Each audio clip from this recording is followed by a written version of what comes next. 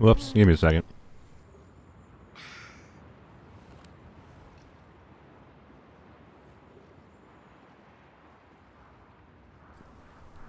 Why, hello. It's a stream time. Today, oops, I can tab right back into the game correctly. We're testing Jingliu. Look at that. What a world. I already have her leveled up. We're gonna have to restate this multiple times for people that are, joining in throughout the duration of the stream. But, already leveled up. Everlight cone. I've had a guarantee on the freaking weapon banner forever, and I had a guarantee from the Fushuan banner. I'm losing the 50-50 to Mr. Qingque there. So, it was not hard, it was not interesting, hence why I didn't stream my polls or anything. It was very boring. The only annoying thing that happened when I was going for Jingliu was I really needed a extra copy of, well, right? Wanted an extra copy of Tingyun to get her to E6, and I had to do 20 polls after getting my guaranteed Jingliu to get a copy of Tingyun, which was like 60 polls total on her banner, which I didn't want to do the extra polls, but hey, I got the Tingyun, so I can't complain, I guess. Anyways, hello. I gotta drink more water. There's freaking crap in my throat. 1 second.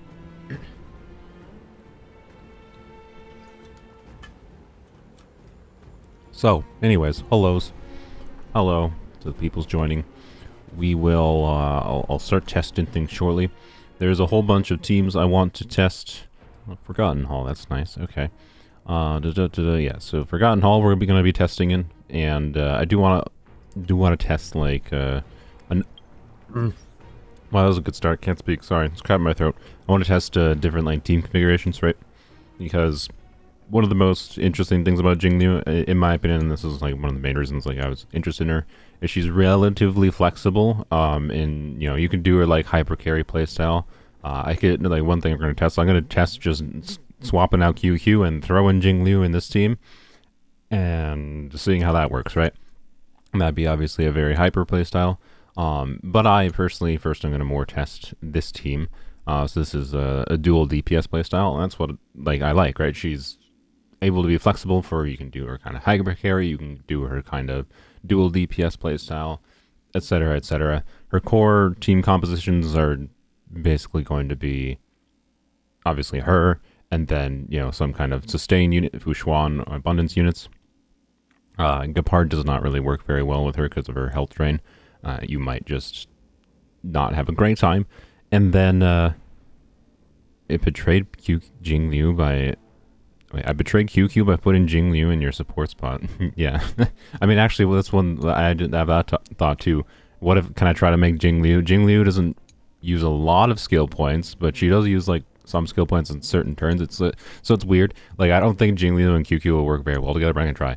Anyways, Jingliu's core composition is like, Jingliu, some kind of sustain that is not Gepard. So an abundance or Fushuan. And then Nihility and Harmony unit. And then you can swap out one of the Nihility or Harmonies for a second DPS, like I am in this Clara team, right? So that's the general gist for Jingliu team building. Also, for those that don't know, I should go over her build. Say something about my comment or I'll unsub. There you go. I said something. The best relics for her are the quantum relics, assuming you are using some form of defense shred and or are against quantum weak enemies. And because of the way that like defense shred stacking works, like it's just like it could basically always be your best best relic option. So I think they really goofed on the balance of some of the relic sets, at least these early relic sets. I suspect they're going to fix that in the future by making a more generalist relic set, so everyone stops using quantum in every DPS. Because the quantum set is just, yeah, they goofed a little bit in my opinion.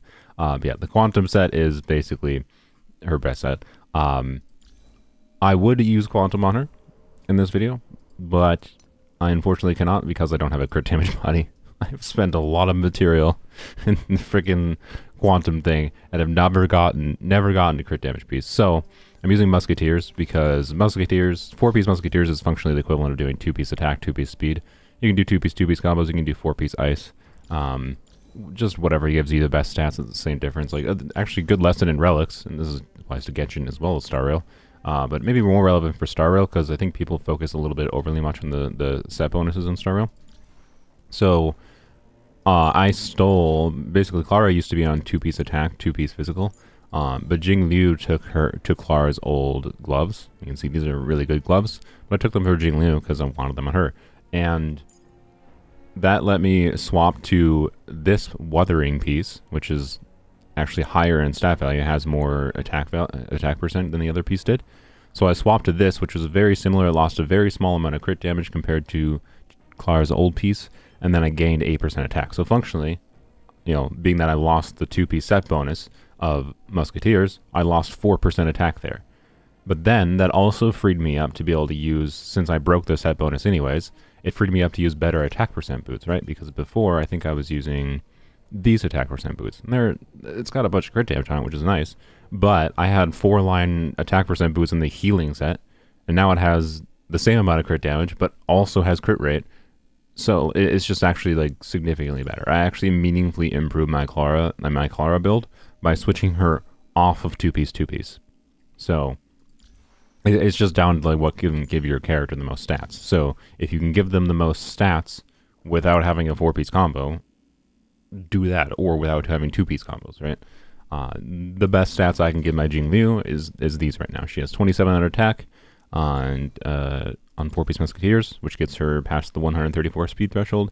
It's not that hard to get her to the 134 speed threshold without having like 2-piece speed or 6% speed increase, because she gets, from the speed boot chart, she gets 25, and then she's at like 105 speed at a baseline with her speed traces.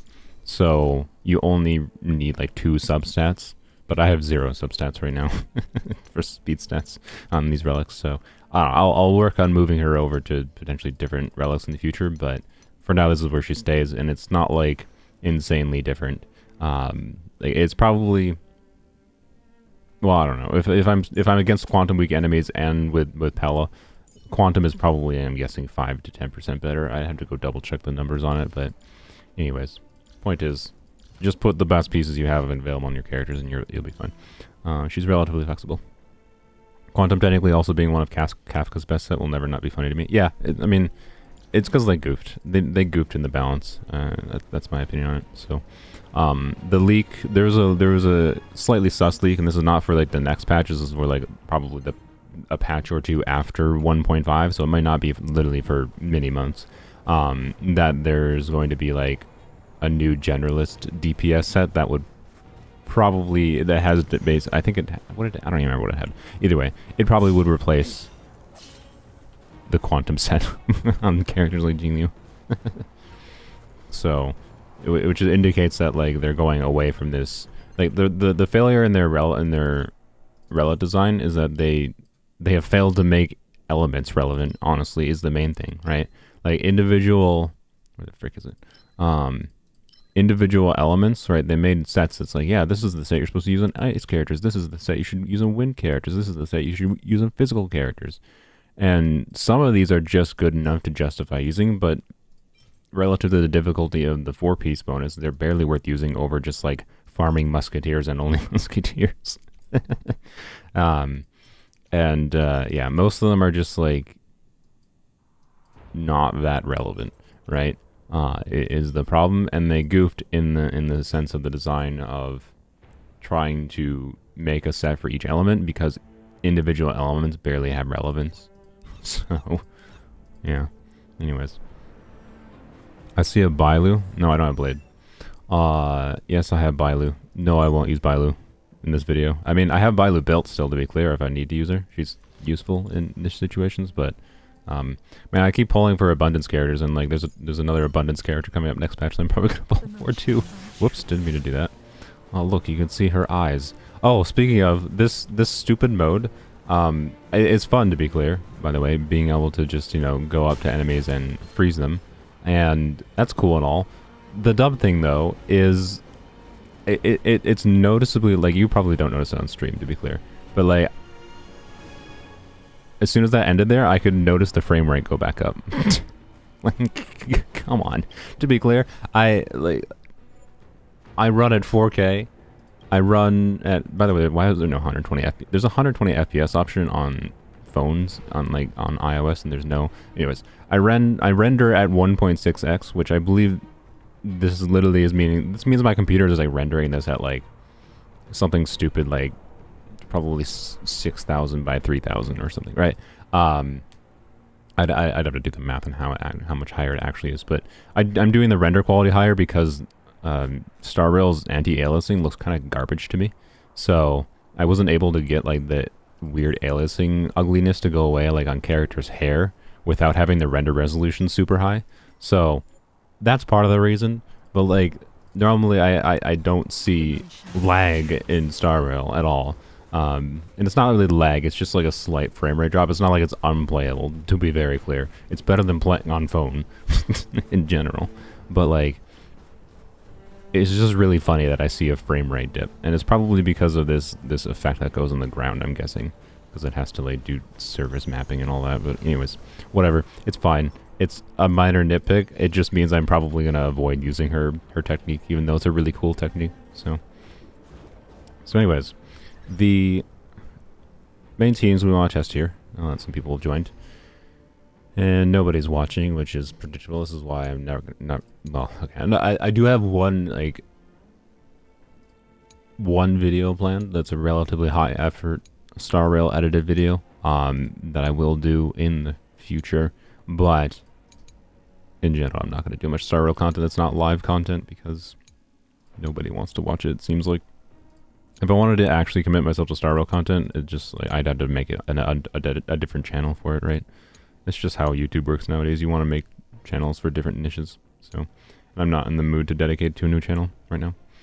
Zab, thank you. Welcome to the bosses again. I think you were there before at some point, but now you're back. Thanks. Welcome. Also, I missed Sylvian joining for 9 months. I read the message, but I didn't thank you. Thanks, Sylvian.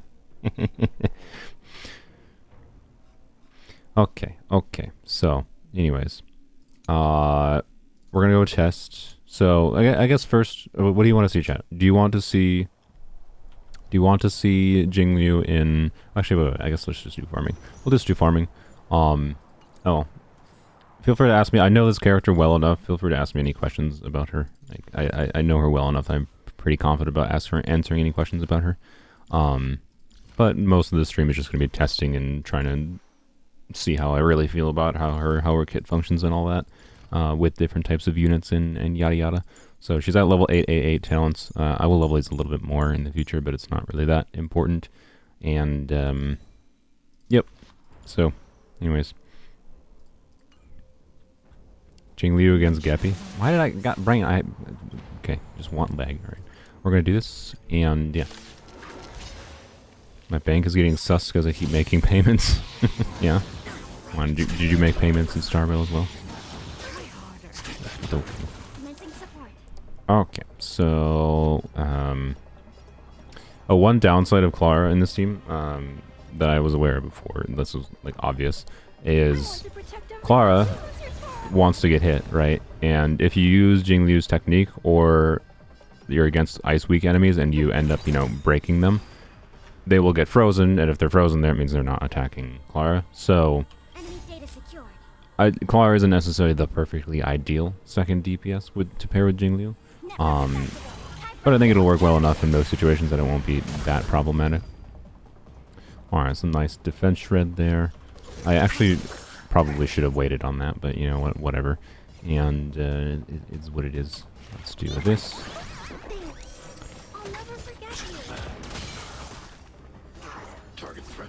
Okay, okay. We're just gonna kill everything before we even get to the next phase, aren't we? Alright, well, that's fine. I probably shouldn't have used Pela's burst.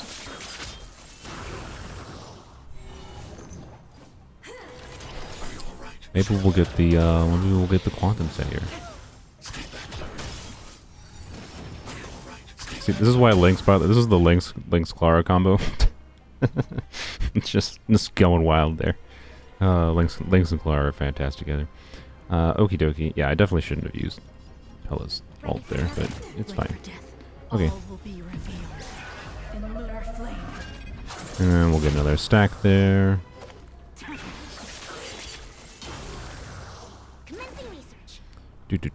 Oh yes, so single target situations. I think a lot of people are probably going to be wanting Jingliu's E1 just to increase her single target damage. And against single targets, like we are right now, it is good.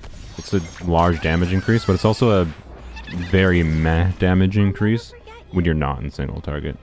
And I honestly don't personally think single target situations are that that common, other than just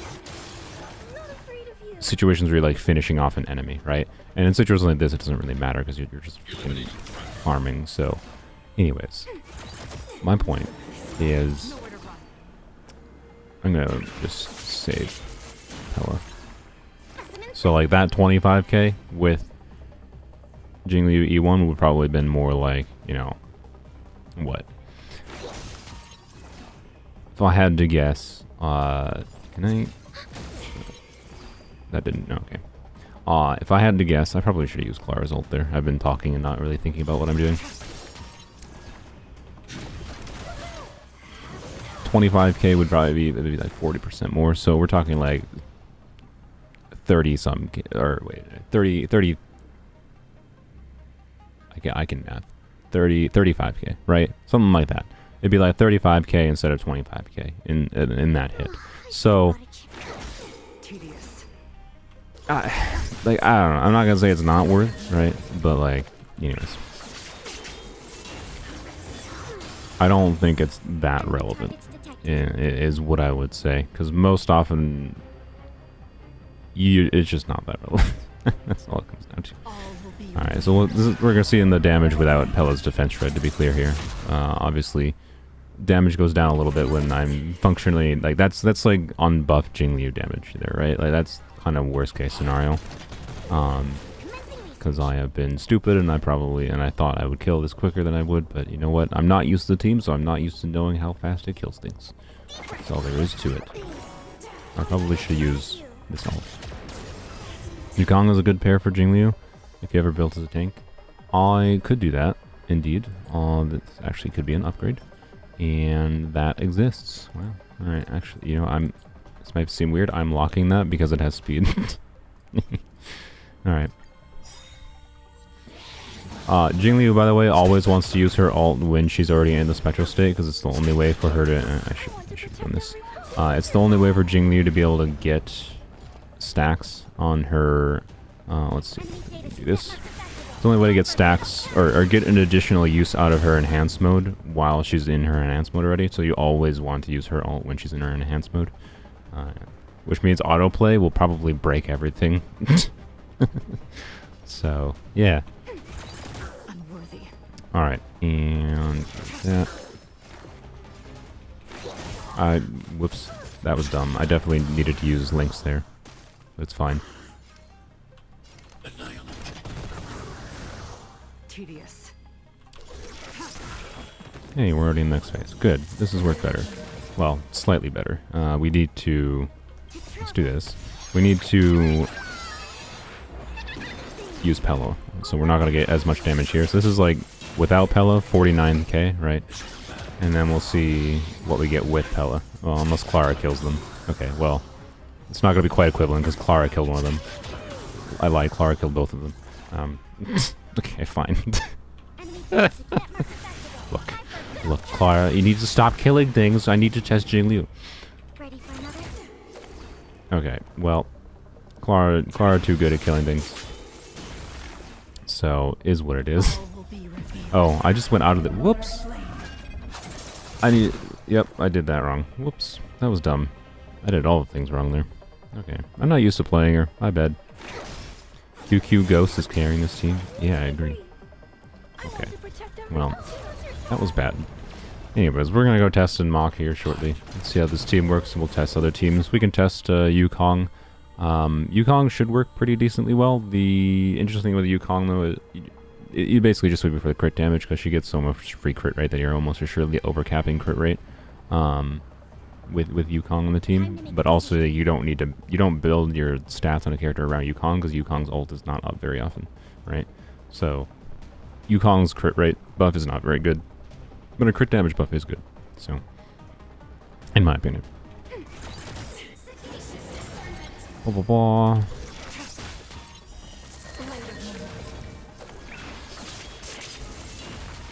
She didn't have defense thread. I'm dumb. I didn't want to use it. Can you blame me? Oh well. I play this very badly. I honestly, I don't know how much worse I could play it. Oh, sure, she gets all her crazy buffs when she uses it during her special state, so it'll slap about using Jingliu's ult. Yes. That is the main reason why. You lose a lot of damage, and you don't get the stack, the extra use of her skill, right? So, like, I didn't use her ult there, so I didn't get an extra use of her skill, and she's already out of her special state, right? And she spends a lot of downtime outside of her special state. If you do what I did there.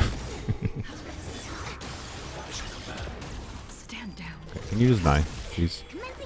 Honestly,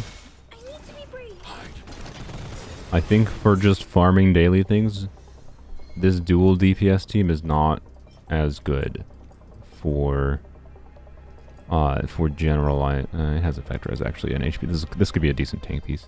I think there's dual DPS. So, whoops, retreat. Let's try against the same situation, right? So we're seeing there that like it's just awkward because I was trying to like save ults so that like I had ults up for the next round and whatever. Let's try this version of the team. So we're gonna try with Bronya because this is a more hypercarry configuration, right? Sacrificing your second DPS in favor of a buffer for Jingliu. We'll see what happens here. I think this will be better for the utility specifically of being able to farm basically at bare minimum. It's probably a stronger team in general in some ways because Star Rail really likes hypercarry playstyle. But anyways, I should just get this already in case Pela gets attacked. Nope, thanks for healing. We'll do that. Okay, and do that. Thank you for giving me my ult. We'll do that. We'll do that. Okay, and so the weird thing here, right? So I could use Bronya's skill on Jingliu, but it's actually literally pointless because Jingliu gets a turn that's advanced forward by 100% right after she goes into her spectral state. So she's going to lose the buff on her from Bronya in this situation. So that's one of the weird nuances of playing Bronya with her. It basically...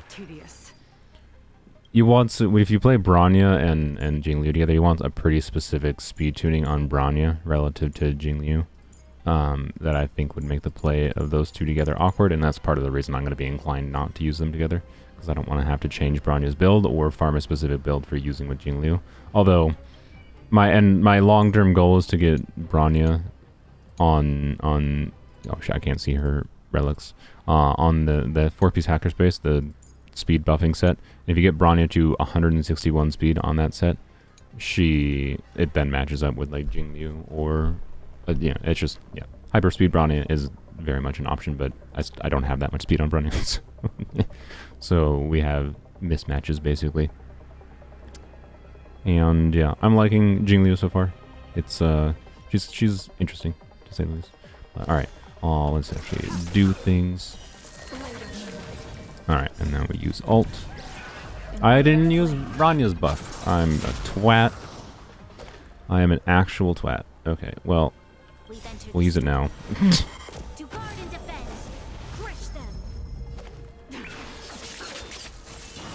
Wow, damage.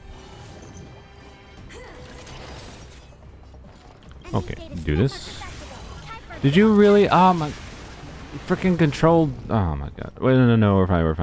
Because, oh no, we're not fine because, yeah. Here we're seeing the speed mismatch between Jingliu and Bronya. Like this action order is not what you would want, right?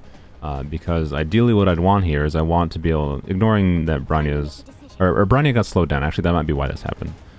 So this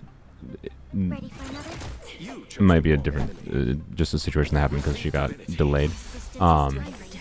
But if Bronya was ahead of Jingliu here, basically, that's what you don't want. You don't want Bronya after Jingliu, because I want Bronya to be able to buff Jingliu, so I could have gotten more buff from her attacks. But it's fine because Bronya's going to go and then Jingliu's going to go right after. It'll be fine.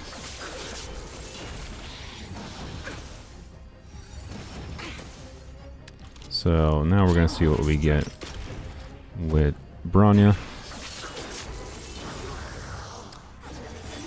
That was not that much more damage, to be completely honest. So, interesting. You still have defense shred on you, so I don't really need to do anything. Yeah. Wondering why people use Speedia for Jingliu. That makes a lot of sense. No spare gear. Yeah, you can. Oh well, you can do a lot of speed on Bronya because you can skill spam in particular with Jingliu, because she only needs skill points on her downtime turns, right? Not on her. Well, that was kind of pointless. Whoops. Whatever. It's fine. We had the skill points. It didn't really matter. Enemy targets detected. So, anyways, you get the point. You can skill spam on Bronya, so that's why hyperspeed Bronya can actually make substantially more sense. But you can also just run Bronya in the typical way you would do, where you could do Bronya on, I believe, wind set, and have Bronya have exactly one speed, like have Jingliu at exactly 134, and then have Bronya at 135 speed. I believe that's an option, but I hate having to do that. That just sounds like a pain in the ass. So, having to speed tune to that degree. So, I'm not even going to consider doing that. What am I doing here? I already ulted on you. Okay. Okay, everyone's at like just barely over half, so I guess we'll just do this.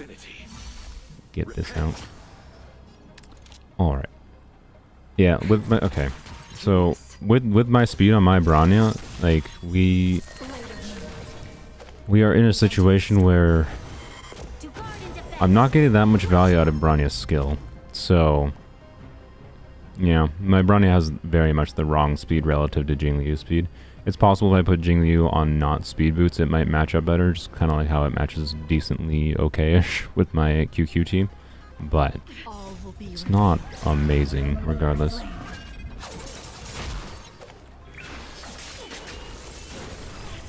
So, anyways, it works. It's an HP piece. Attack. HP. Okay. Amazing. Alright, well, that was farming done. How freaking exciting. Salvage relic. Blam. Hey, is this enough? Do I have... Hey, I do have 100.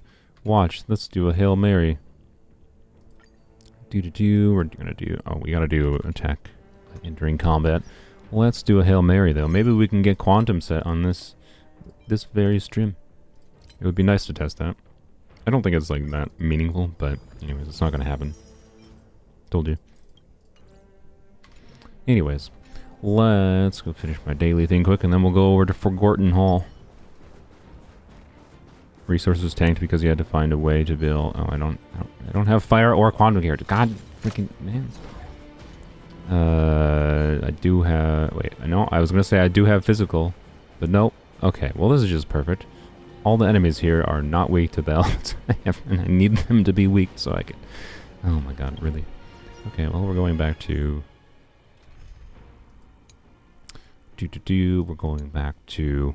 Oh yeah, the play style of like Tingyun with Jingliu, by the way, is, from what I understand, interesting, because it's got a weird dynamic of trying to use Tingyun's ult to essentially on a hit, not every single time she's in her state, but you can functionally get an extra ult while she's during her state, which functionally means you can get an extra use of her special skill before she exits the state as well, right? So, anyways. You are weak to physical, right? Good. Okay. Oh yes. Thanks for posting that code in the chat, Sylveon. Okie dokie, let's... I want to protect everyone. Yeah. Stand down. Commencing research. Yeah, I definitely think QQ, my QQ Hypercarry team is a better generalized farming team, is my initial impressions here. It's not a bad thing, to be clear. different units can have different upsides and downsides, so it just is something that I am already immediately noticing, but it's also something because that Qingque team, like my Bronya and my Tingyun, are specifically kind of made and balanced around trying to work with Qingque. So it works with Qingque really well. Why is there no enemies here? Freaking good lord. Worst freaking town I've chosen to ever go to for this ordeal. Let's just go like here. There's like some bats here or something, right? I just want the stupid thing. There we go. Your Qingque finally hit E6 this banner. Very nice, very nice. Oh, yeah, like stuff like this, like Qingque in the first round can clear like these buttholes, right? Whereas like we always need a little bit of build-up from Jingliu, and that's a little annoying. Like to be real, that's kind of what I'm talking about with respect to Jingliu and farming. And like you could put a different dual DPS that doesn't, you know, not Clara, like a DPS like Blade that doesn't require getting hit, or like I can test Pela actually instead of Clara too. That might be a little bit interesting. Okay, I need one more enemy, right? Yeah, 3 enemies. So I don't know, just something to keep in mind if you want to be able to like breeze through all the things in the overworld. I can tell you for general farming things, when I have to do stupid stuff like this for dailies, after, now that I don't, like, there's no new like areas to explore, right? So I'm not fighting that many overworld things in general, so it's not that big of a deal. It really isn't, but it's just a factor. That's all it comes down to. At 69 pity, so just gonna have to wait a few days. Very nice. Yeah, I mean, you'll be able to get to pity just with the thing at least. If you're on a 50-50, best of luck. 21 blue resin? Yeah, because I'm not like a goddamn slave to this game. I'm sorry, Jesus Christ. I don't log in multiple times a day to be like, oh shit, I gotta log in exactly at this specific time every day to make sure I didn't overcap my crap? I don't care. Like, it's a good thing that there's an overflow system. The fact that they put an overflow system in this and they don't have it in Genshin is just actually awful. But it meaningfully, substantially improved the experience of feeling like I logging into this game every day by adding the overflow system and changing the cap to be what you generate per day rather than less than what you generate per day. What am I doing? I do that. Clara might wipe out literally all these boys before Jingliu gets to do a single thing here.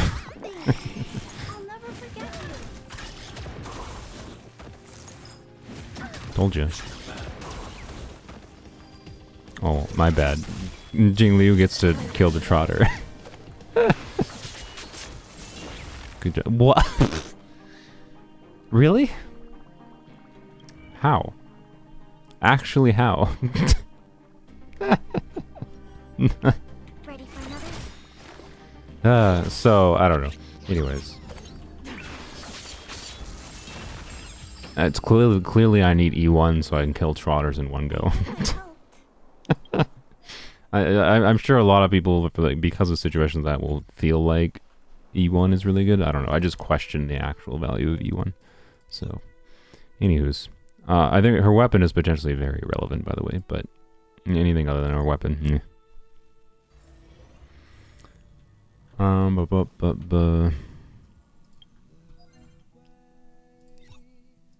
You're obsessed with this game? Yeah, you need to like stop, Lumi. No offense. Like you have a problem. If I know you've said you have 10 alt, and if you're actually serious that you have 10 alt accounts, you need to stop. Play other video games. I'm sorry. It's not healthy. That's my opinion on it.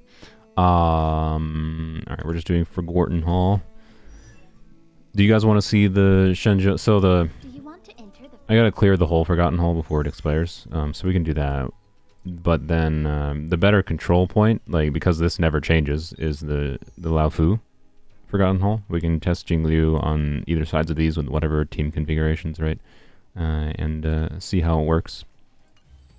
And yeah, that would be the main thing I would think to test. Do you want to enter Lost the Jingliu to Forgotten Welt. Hall? Oh, I'm sorry. But yeah, what do you want to see? Lao Fu, or should we just clear the memory of chaos first? I'll let you guys decide. We'll do both. I just want to let me know what you want to see first. We can do a little bit of the Lao Fu level 6 first or not. I think I have some relics I need to level up on some characters. I forgot which ones. Not you. Oh yeah, you need to level those up a little bit. You need to level those a little bit. Not you, not you, not you, not you. Okay, yeah, I think it's just Pela and Lynx. We'll level these up a little. Do I not have enough? That's... See, this... Like, come on, man. I don't have enough to level this to max. Come on, whatever. I won't bother. Do you want Memory of Chaos first? Okay, Abyss. Alright, yeah, let's switch to Genshin. Okay, Memory of Chaos first. Let's do it. And... we're just going to do QQ on one side. So for now, I'm inclined to test the dual DPS configuration, right? So the team I was using with Clara. I should probably use this on the other team. This doesn't matter. Not for Memory of Chaos 3, it doesn't matter. But anyways, I'm inclined to test the dual DPS team versus the Hypercarry variation. Particularly seeing that my Bronya is not properly speed tuned at all to my Jingliu build. The main thing I will test though is I can test Jingliu on attack boots instead of speed boots. That might fix the spacing of Bronya with Jingliu to make it work a little bit better. But try Vivian. True, I should do that.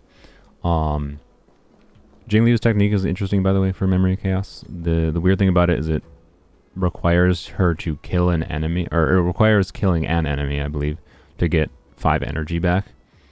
To be able to get her ult properly, like functionally, her technique can allow you to get into her spectral state a turn early, but requires killing an enemy like quite quickly. So it's a little bit weird. But anyways, I'm just going to do this instead. Just get Blade, exactly. Yeah, just get the full 5-star Jingliu team. Get Blade, get Bronya, get Launcha, and get Jingliu. There you go. Easy solution. You never have to worry about everything again. Well, no, you still need another team for Mach, but anyways. Alright, smack you a little bit. And Pela's technique gives its own defense tread, by the way. So that's why I open it with Pela's technique. Alright, do that. And do that on Clara. And Clara's gonna get whacked a bunch. Really? You didn't attack? Okay, that's fine. Most of the time, Clara gets attacked with Lynx. Not always, but most of the time. I want to protect everyone too. That's your turn. Lamb. Tedious. Okay. And you still have defense shred on you, although... Well, yeah, we'll just do this. Okie dokie. And I should get that back. You know, I probably shouldn't have done that because I'm not going to have that for the next one, but it's fine. Wow. Really? I guess it's fine. There we go. The reason it was fine is because I got more energy back. Schmack. Guess who got Jingliu and her light cone and E5 Bronya? What the frick? How do you have E5 Bronya? Have you lost every 50-50? Supposedly you're free to play. Have you lost literally every 50-50? Honestly, I think getting only Bronya rather than getting like an even distribution of the other like standard 5 stars is kind of unlucky because some of them are quite useful. And quite enjoyable, like Clara. I think Clara is really, really good. But like, yeah, what the frick? How do you have E5 Bronya as a free to play if that's actually true? Okay, let's do that. And do that. Aggro on Clara.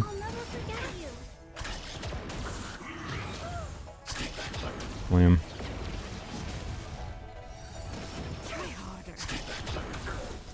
This is actually a Clara showcase rather than a and then Jingliu showcase.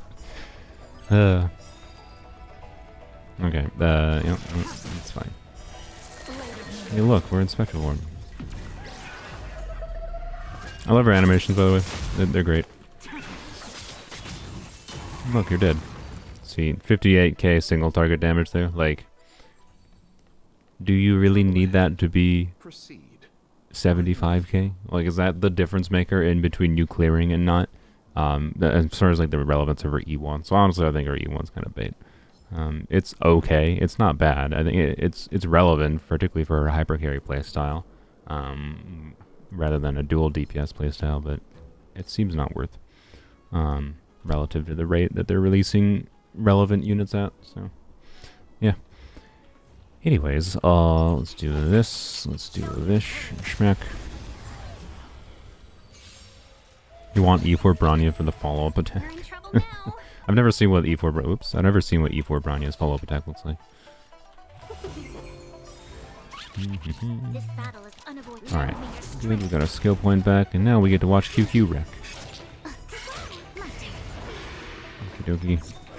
Didn't get any autarky, so sadly we're not gonna one cycle. Lame. Lame. Not one cycling with Qingque. Truly a travesty. And you did. I do think Qingque is better than Jingliu.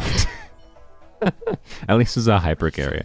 I think Qingque, my Qingque, with like the characters I have, I think works better in a hypercarry form than Jingliu does. Like I said, I like Jingliu more for flexibility. Jingliu is a far more flexible damage dealing unit and easier to like build than Qingque.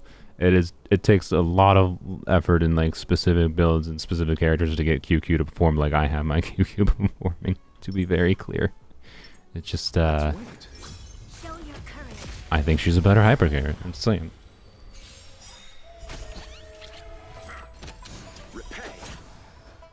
You have every standard 5-star.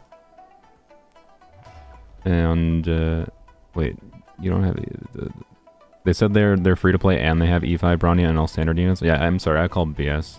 If you have all standard 5 stars and you're saying you have E5 Bronya, I kind of called BS.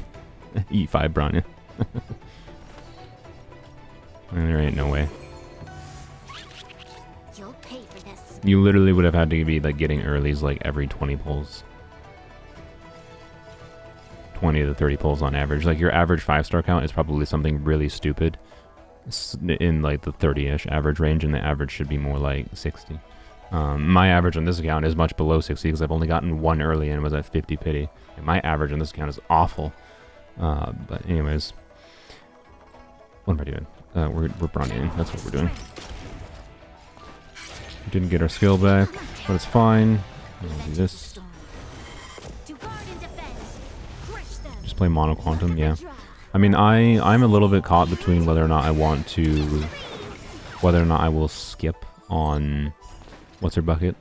Hua. I'm probably going to go at least to a 50-50 for Hua, and probably lose it because I cannot win a single 50-50 in this game for any character I want. Like, it just doesn't happen. So, anyways, let's just continue on.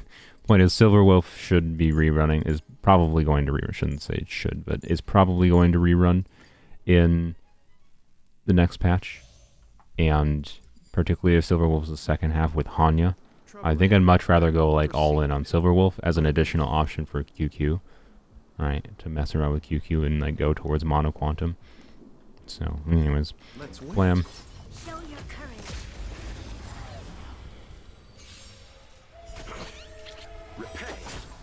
We're in trouble now. It's not impossible. Okay, yeah, but like, there's a thing called the law of large numbers that means like, it's close to impossible. Like,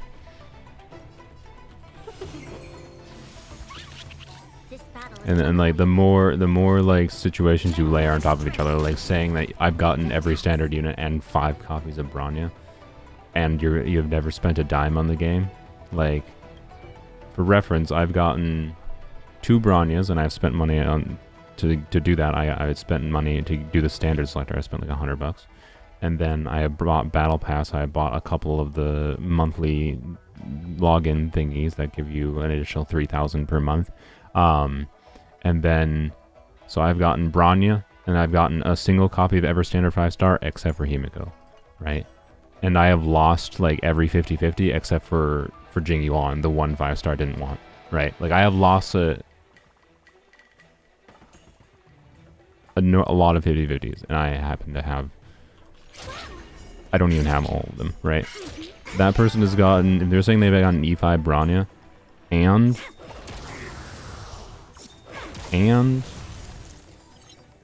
they have all standard 5 stars. They've gotten literally twice as many 5 stars as I have. That's why I was saying like their average is like 30 pity.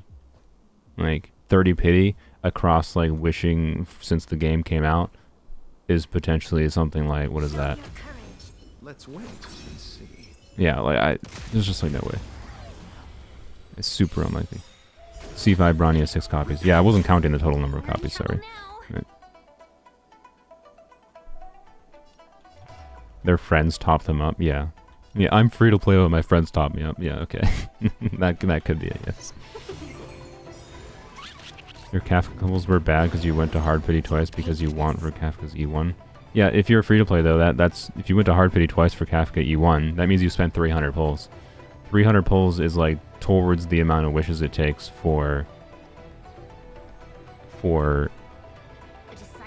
like I'm guessing free to plays have probably gotten around 300 limited summons in total. Well, no, it's probably closer to 400. But I would say it's more than a majority. Is 2 hard pities on Kafka is more than a majority.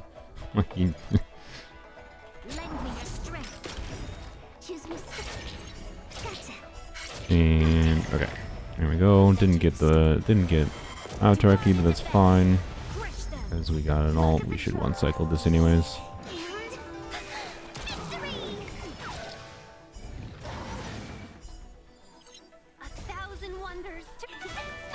Where can I get some rich friends? Exactly.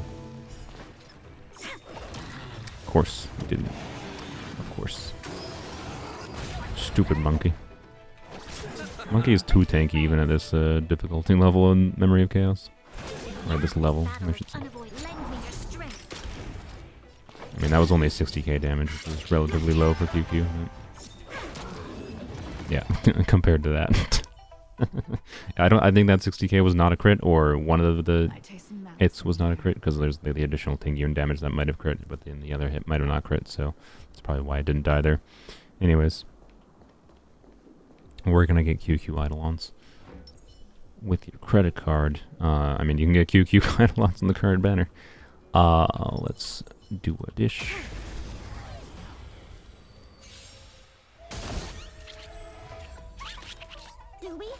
Yukong, Lamcha, Bronya, Astor, Sampo. That's a team? What do you mean? You doing like a Yukong DPS team? If you want to, sure.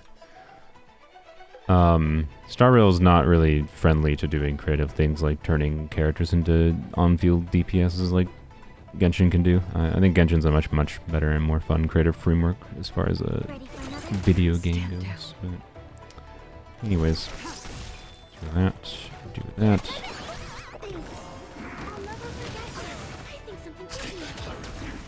Alright, and this is gonna hit a whole lot of enemies. We should get her. Oh, nope, unfortunate. Thought I would get there, but it's fine.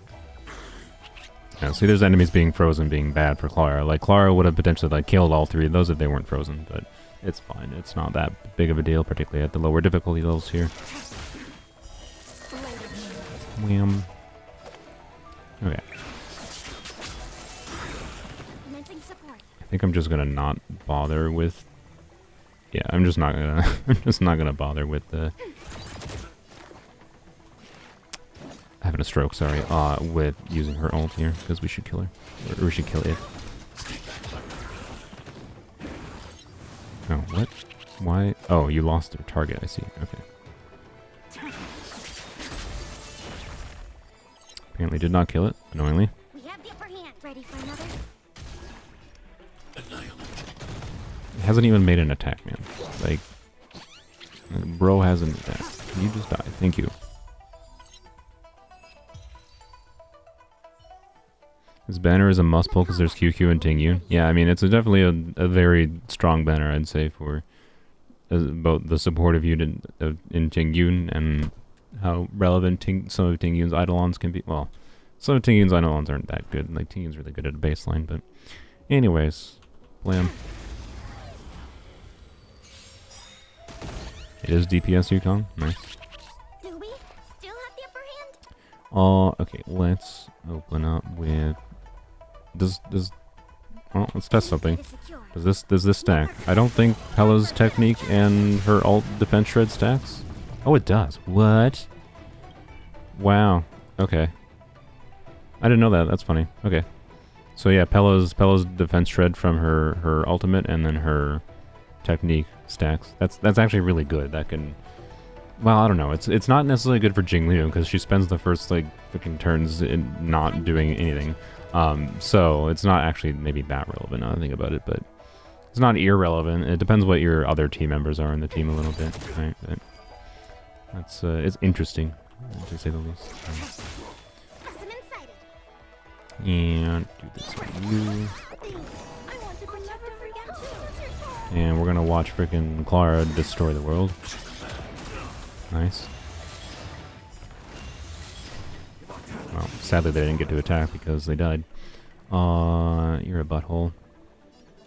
So, can I... Alright, so this is actually a situation... Pela only removes the buff from a single target. Do I have to target... I actually haven't checked. Do I have to target these guys, or do I just target him? We'll find out, I guess. Tedious. Okie dokie. Well, actually, we probably won't need to find out, because... probably gonna kill them. Anyways, let's do this. Now we should see some decent damage. Yeah, nice 148k. There we go. There's Jingliu actually doing big damage for once. It only took me 30 minutes. Or actually 30 minutes. Good lord, I've been streaming for 50 minutes. How has it been this long? I have rambled for too long, I'm sorry. I'm a terrible Star Rail content creator. That's fine. I haven't really tried to be a good one.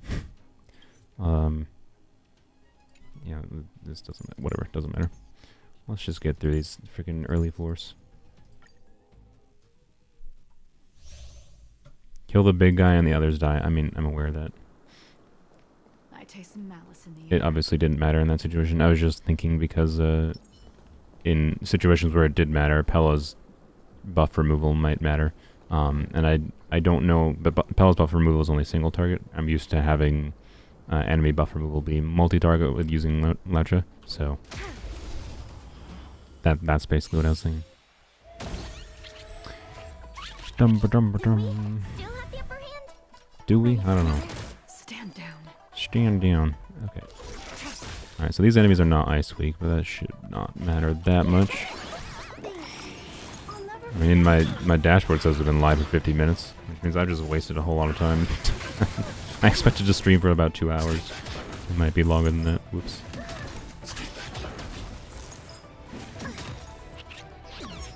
Alright, let's do this.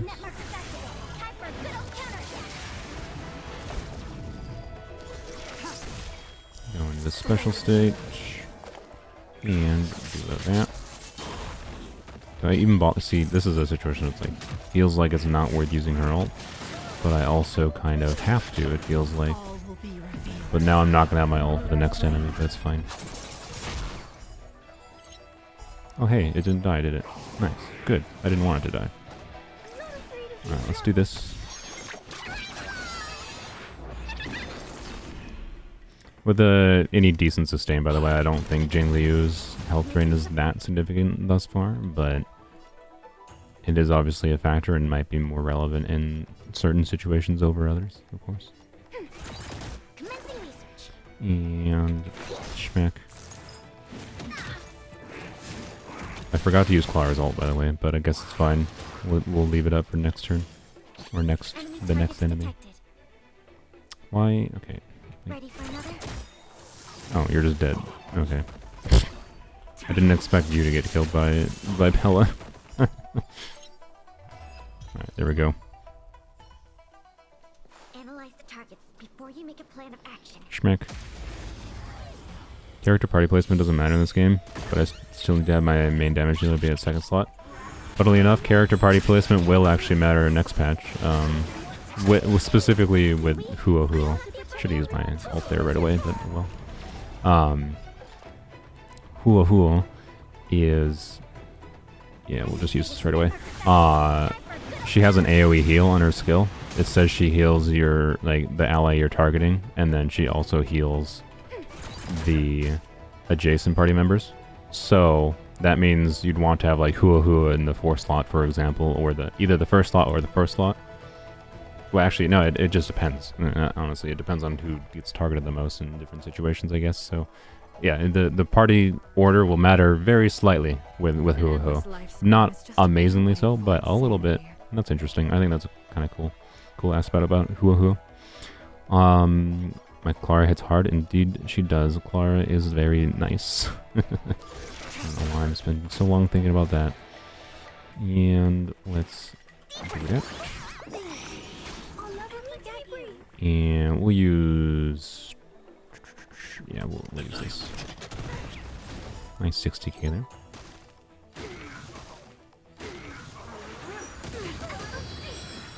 Good, you attack the Clara. Is Clara just gonna kill them before... Okay, nope, look at this. Wow, Jingliu gets... Oh. Wow, Jingliu gets to do something. Good job, Jingliu. 70k. See, it's a lot of single target damage. Like, I honestly don't think our E1's necessary. Let's Oh, wait. okay. Show your courage. Cool.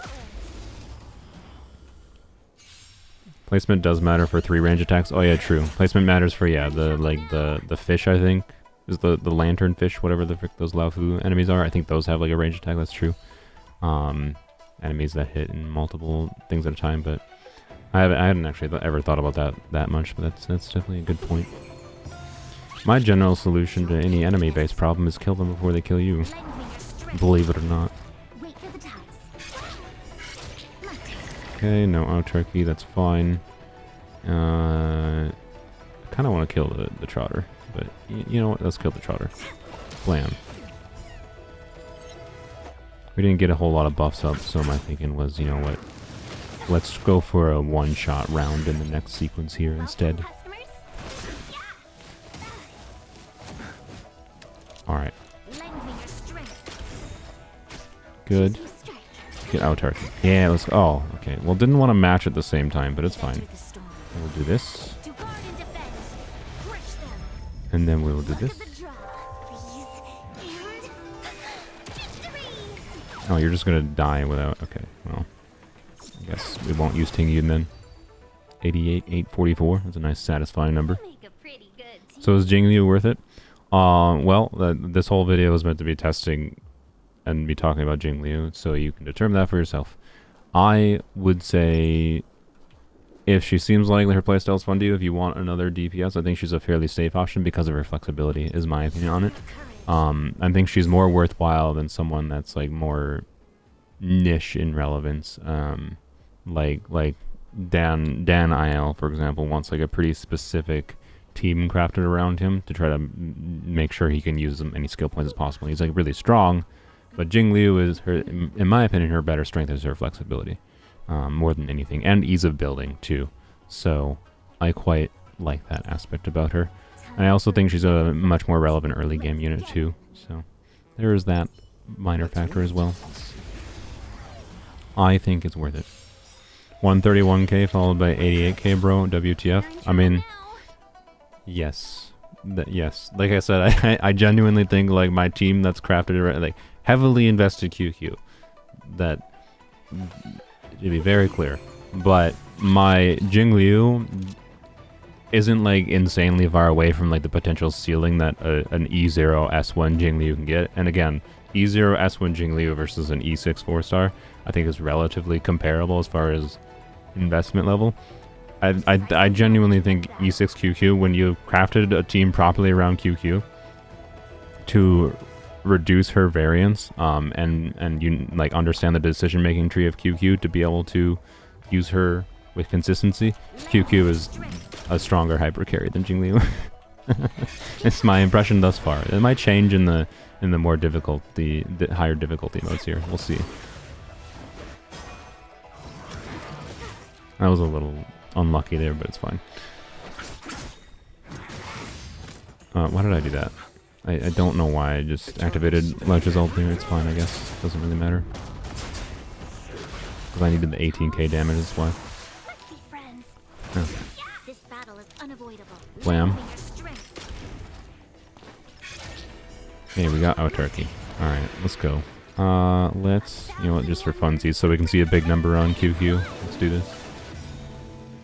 Look at the draw. Please. Let's see how much this is. I'm gonna say 300k. Nope, I lied. 400. There was a lot of enemies there, to be clear. There was like 5 enemies, hence why that did so much damage. Oh, freaking QQ, man.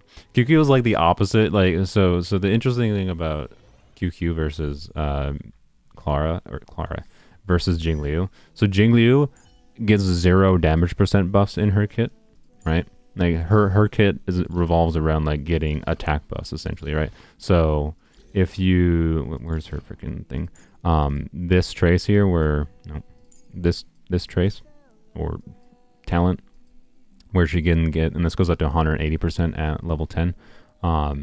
Functionally means that like if your whole team that you have Jingliu on, if your other party members have a total of like an average of 3,500 HP between the 3, so like these 3 add up to over 10k, Jingliu gets like a bonus 180% of her base attack on top of her attack. So she just gives herself a crap ton of attack. So Jingliu, when she's in her special state, goes up to like 4.5k attack on my build, right?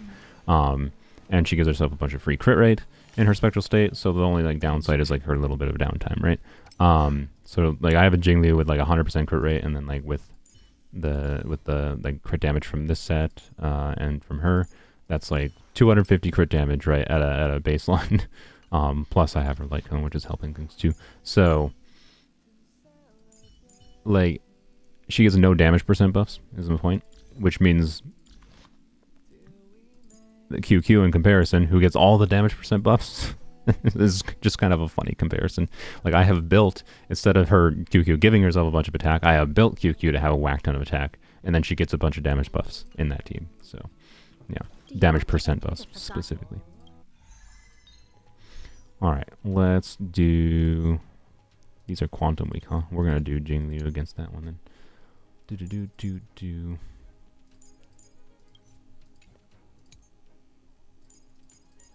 Alright, this should be, these are Quantum Week enemies, and they're Physical Week, which means Clara's gonna wreck them. Okie dokie. And now we're against single enemies, which is good. I don't like the earlier floors of Mach, honestly, when they have to deal with multiple enemies and figure out, like, because the sequencing of having to sequence your energy into the next one is just annoying. You don't have to worry about that when you're actually against these ones. Floor 6 and up. So, anyways. You're on C damage body piece on QQ? Oh, heck no. No, QQ needs to hit, it's really annoying to hit QQ's, the QQ's best relic set is the Rudolent Arena, I believe it's called, the one that requires 70% crit rate to get like 20% bonus basic attack damage, and that requires, Tedious. requires 70% crit rate, which means you basically need a crit rate body piece, unless you happen to have a light cone, which I don't even know if there's a light cone that gives a bunch of crit rate in erudition units right now, so, like, yeah. You basically don't ever run a crit damage body piece on QQ with the current light cones available, at least. I have the battle pass light cone for what it's worth. Let's just do that. I don't know why I spent so long thinking about that. We'll do this. Yeah, attack the child.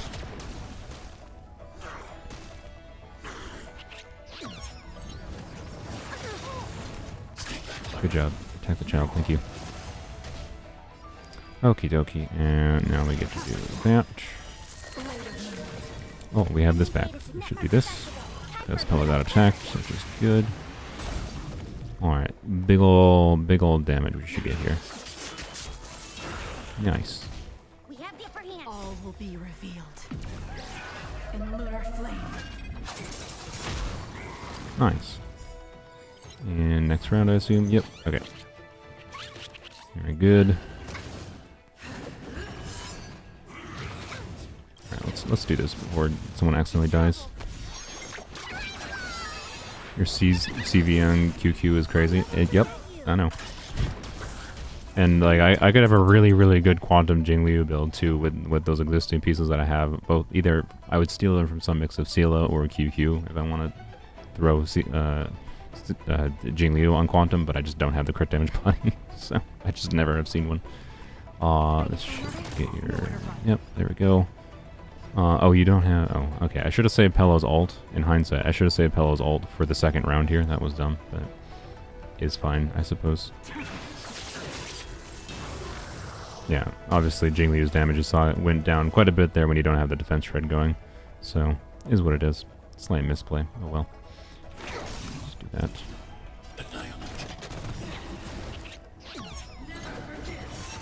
I was gonna say, maybe I should use... I was gonna save... Wait, no, there's no reason to say... Oh, I'm a fucking idiot. I forgot, we're not in the lower... We're in floor 6 onward, so we don't have to save freaking ults. I'm stupid. Stupid idiot brain. So I definitely should have used that ult earlier there. I was gonna save it for the next enemy set, but like, there's no next enemy set to switch to between battles. Okay. Almost. Okie dokie. And we can just do this. Okay, can you stop attacking my healer?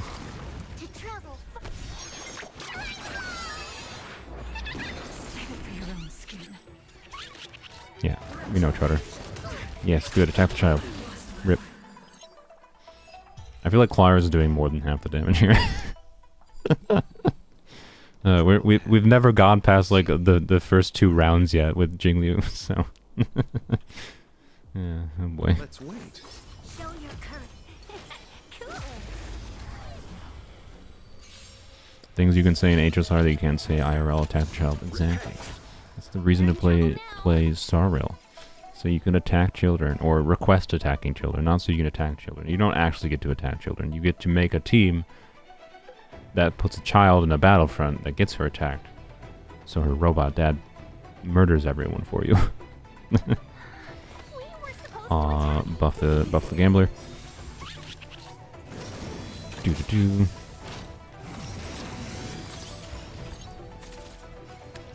Buff the gambler. We didn't get a skill point back, but we have 3 match tiles. We should be fine. Okay, yep. And yeah. You chose the wrong enemy. I don't know why I chose to attack the Trotter. Doesn't really matter.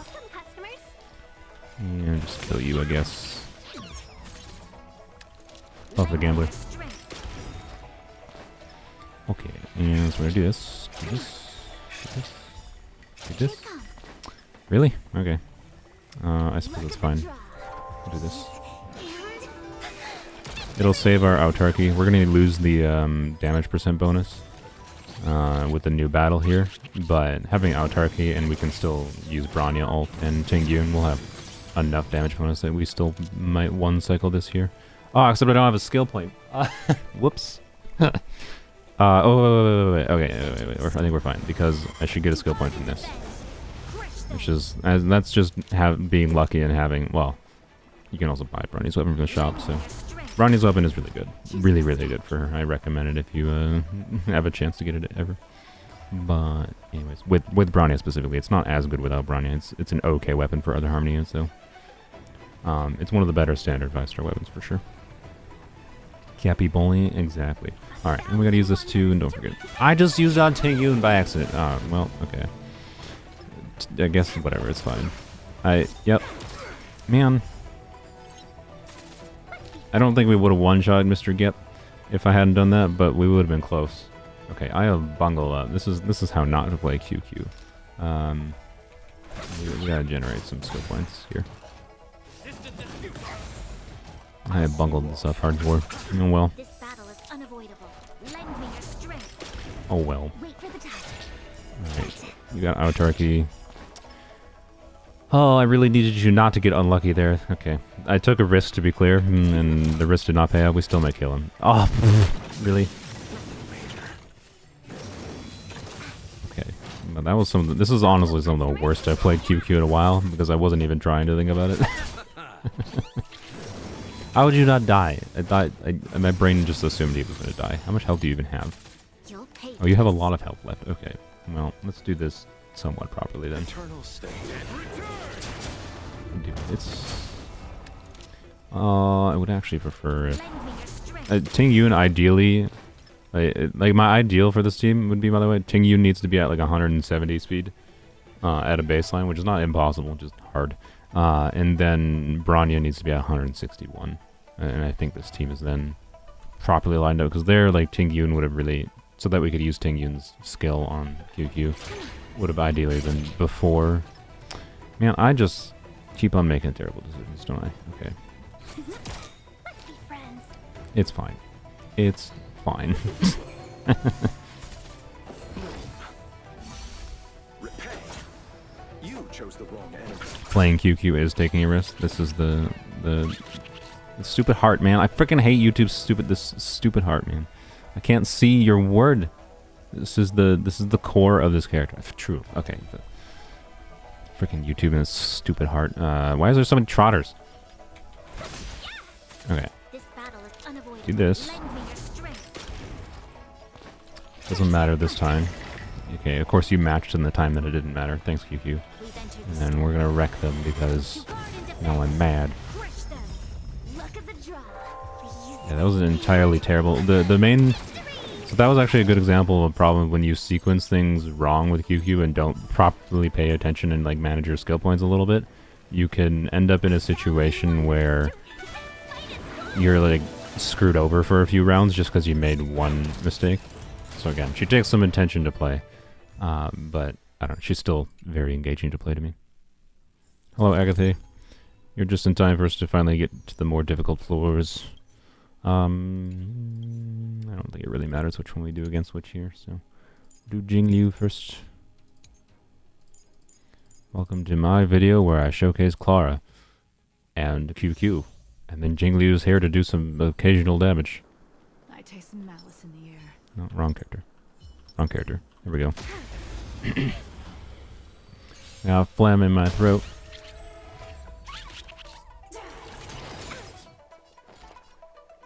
And okay, let's. Yeah.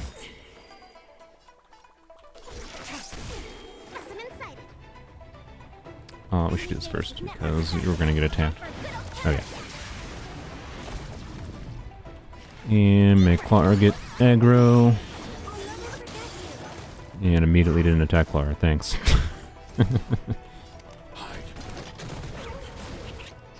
Stand down. Okay. Blam. Hey, look at that damage. 87k. Wonderful. And let's just do this. In lunar flame. Nice 97k. Still not dead. How dare you? Ready for another? Commencing research. We're just gonna do this. Thanks for the support. Oh, that aggro's Pela a little bit, doesn't it? Whoops, didn't think about that, but it's probably fine. It's probably fine. Enemy targets detected. You still have some defense shred on you. I'm gonna save for the next round. Would appreciate if this enemy would like actually attack anybody. And then, you know, well, I needed to refresh Clara there. Clara's aggro, but oh well. And of course Jingliu got controlled, so she got delayed, but oh well. Is what it is. Ready for another? Surely we'll be able to kill without... Specimen sighted. Okay, you know what, we'll use Clara's ult if we have to. Let's do this though. I'll never forget you. Surely this kills. Good, okay.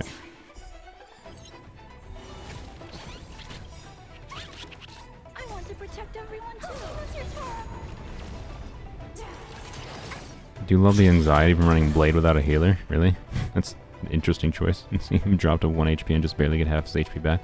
Yeah, you should run Blade and Jingliu together without a healer. That seems really, really good. Enemy data system network activated. Time for a good old counter. To travel. Let's do this. Just to be a little bit safe. And do that. Alright. Yep, summon more things, that's fine. As long as you don't freeze anyone. Thanks for attacking the child, I appreciate it. Enemy targets detected. Okie dokie. Ready for another? Tedious. Tedious? What's tedious?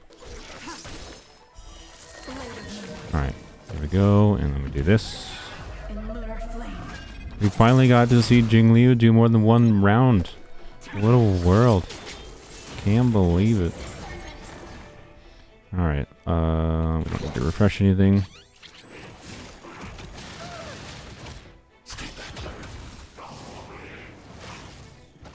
Death reduction, good, more death reduction. Okay, I don't think there's any reason not to do this right now.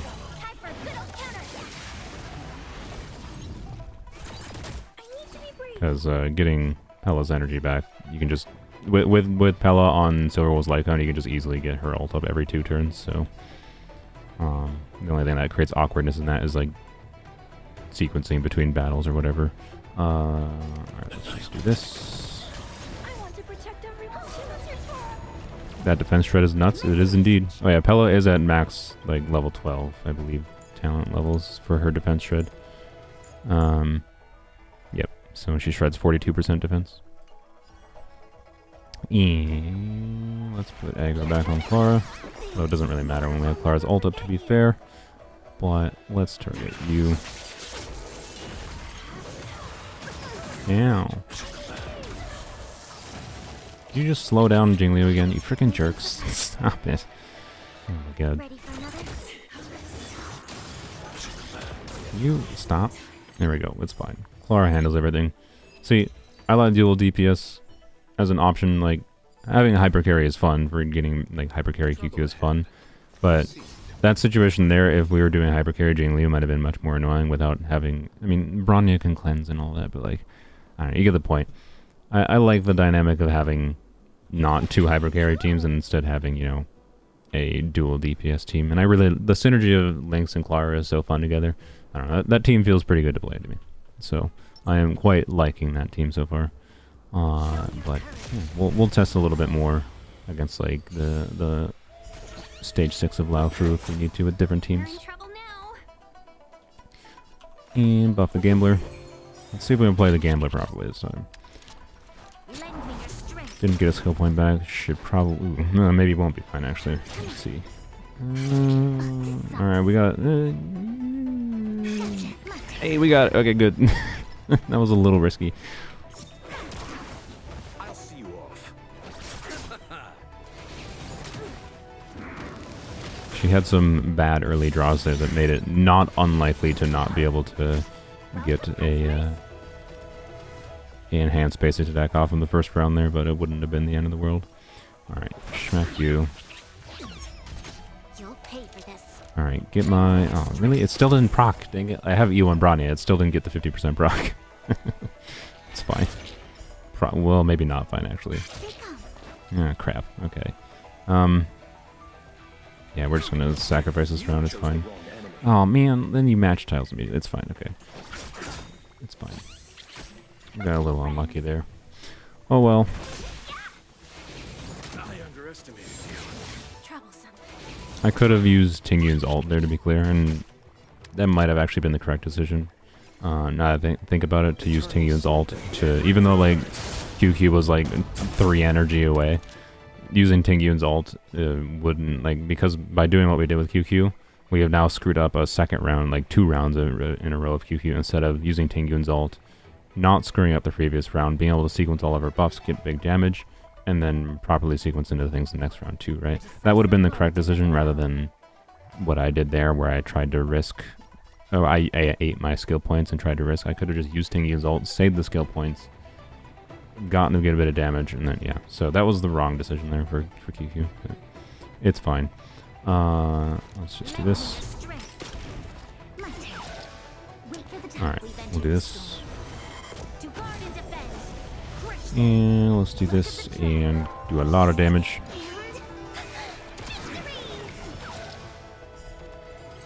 Yes, yes, die, die. Okay, and then we'll do this. The reason we use buffs, by the way, on Qingque while she's in her enhanced state is because it actually extends them for a turn if you do that. And of course you didn't die. There you go. Welcome, customers. Of course we're still not below 50% health for Lunch to trigger his talent, but whatever, it's fine. It's fine. Lend me your How is your thing still not triggered? Okay, E1 Bronya just doesn't exist this round, this sequence. It's fine. Okay, hey, look at that. We got our ult back. That's good. We got autarky too, so I am actually going to, again, another part of the weird decision-making tree of Qingque. Because autarky means we're going to get an additional attack, and we get more energy back from Qingque. I think the smart decision there is to use her ult like I did, because, well, if I didn't one-shot the enemy because, yeah, if I didn't one-shot the enemy, I would have gotten extra energy back. There we go, finally. I didn't think that was going to kill the enemy, but it did. No, that's just how Qingque do sometimes. Alright. Okay, we're fine. We're fine. Blam. Let's go.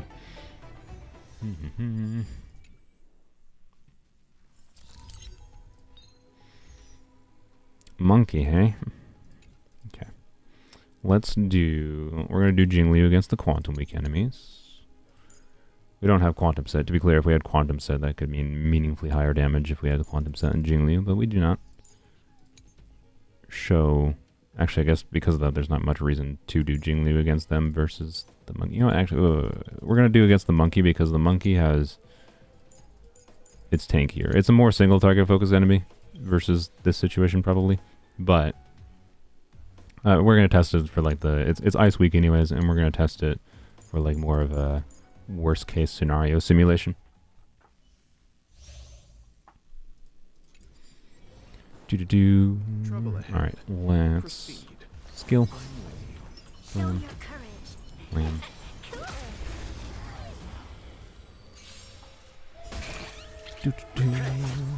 Alright, get through this.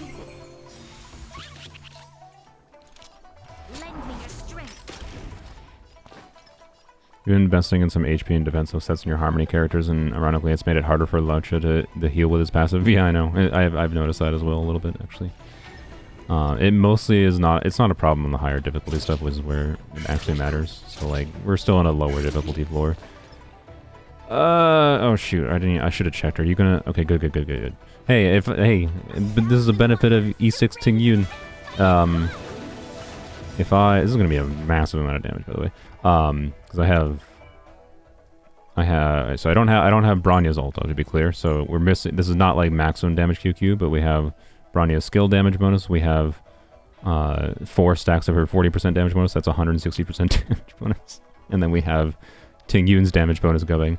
So we're losing the crit damage, which would meaningfully increase the damage we're gonna get here. But this is gonna be a lot of damage. But yeah, I would not have been able to get QQ's ult up without E6 Tingyun. So again, that's why I needed E6 Tingyun for from Jingliu's banner. 381k. Yeah, could have been that probably would have been closer to 500. And yeah, that was against 4 enemies. Like I know I got like previously in this video we've gotten like 100 or we got like 400k, but that was 400k against like 5 or even maybe more enemies, right? And that was less enemies for the same amount of damage.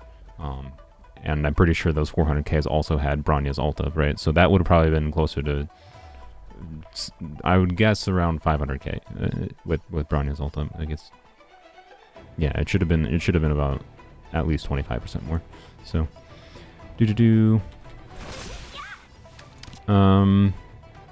this is a situation where I think, no, I'm gonna take the risk. Ah, frick. Okay, I wasn't sure whether or not I couldn't remember whether or not I wasn't paying attention to if Bronya refunded the skill point last turn or not. Because if she didn't refund the skill point last turn, there was a 50% chance that one did refund. And then with using Bronya's ult, we get a skill point back, was my thinking. So we're... Oh no, we got it. Okay, good. We got it anyways. But, anyways, that was a risk. That was a risk that I took there. It paid off. Blam.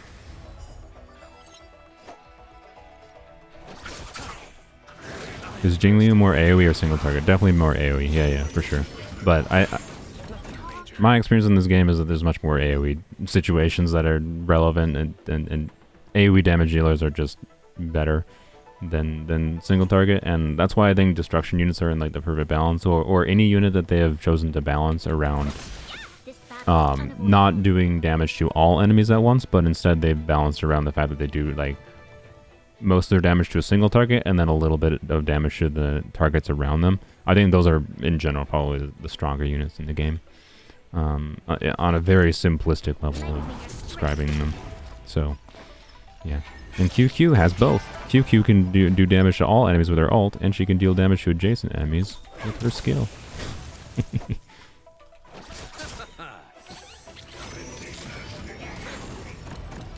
Eternal sleep. Nice ping, by the way. I know, my internet seems to be having a stroke. I don't know what my brother's doing downstairs.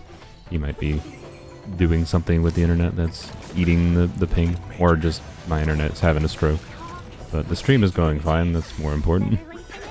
And ping barely matters in this game compared to Genshin, where it's actually a nightmare to have high ping, but, you know. Hey, we matched. That's nice. Okay. And this might be the last battle, so this might not matter, but we're doing this. But yeah, Qingque genuinely, her bigger strength is, in some ways, her ult. And it has made me consider, like, the way you can abuse Qingque the most, I think, honestly, comes from her ult. And one thing I'm really interested in testing is, like, Tingyun and, what's her bucket? Hua with her. Theoretically, could mean, like, that's a potential 80 energy refund to Qingque, right? Like, it could potentially, and Hua would refund Tingyun's ult. So, I don't know, there's some potential ultimate, like, ult damage dealing shenanigans with Hua and Qingque, so I would really kind of want Hua just on a potential level, even though it might not actually be like that in practice. So, yeah, my stream's turning into me gushing about Qingque again, I'm sorry. Qingque's still, like, Jingliu is interesting, but she's relatively simple. Qingque is still by far the most interesting character on a mechanical level to me.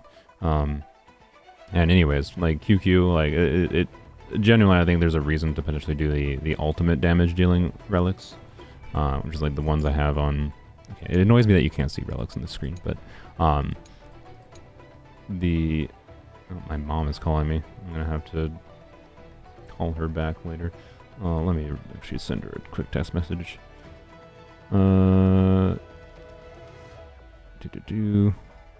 Message. I'll call you later. All right. So, what was I saying? Yeah. The whatever the set is that I have on Clara that gives 8% crit rate and then gives you ultimate damage bonus. I think there's a relevant build path to focus more and just like, hey, spam the spam that instead, right? But anyways, blam. Because if you're gonna abuse Qingque's ult, it's a lot of damage when you're getting damage percent bonuses stacked up. So, when wasn't it talking about Qingque? I know, right? Well, let's not forget to do this. I was thinking about what enemy to attack the toughness on, and then I was like, wait, I have to do that. And get some decent damage there. Attack the Clara, that's fine. Lynx is so great. I really like Lynx. My only hesitation for getting Hua is that, like, it means either not using Lynx or not using Locha in Memory of Chaos. And it feels like I'm invested in characters that I'm going to end up not using, but the potential for Hua is very high with her energy refunding, so... Anyways, let's get into the spectral state here. Okie dokie, and this. And we'll do with this. Do with this.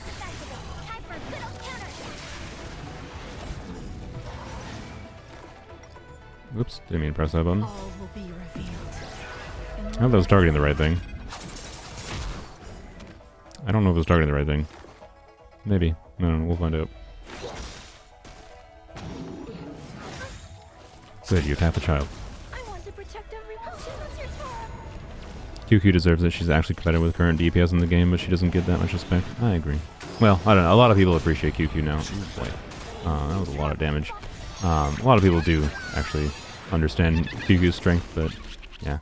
I don't think people understand quite the extent to which you do have the ability to, like, have a decision-making tree that heavily mitigates, like it's just this wild like risk management game, right, with QQ, and that's what I think people don't understand. People just think it's like, oh, she's RNG, and therefore, you know, you can't ever rely on her consistently. Like, yeah, she can compete with the high output DPSs, but she's going to be much more RNG than any other consistent DPS like Jingliu or Pela. And like, yes, but if you craft a team around trying to mitigate and allowing you as much flexibility as possible and giving you the control for being able to swap around, and we need to be able to ult, hopefully.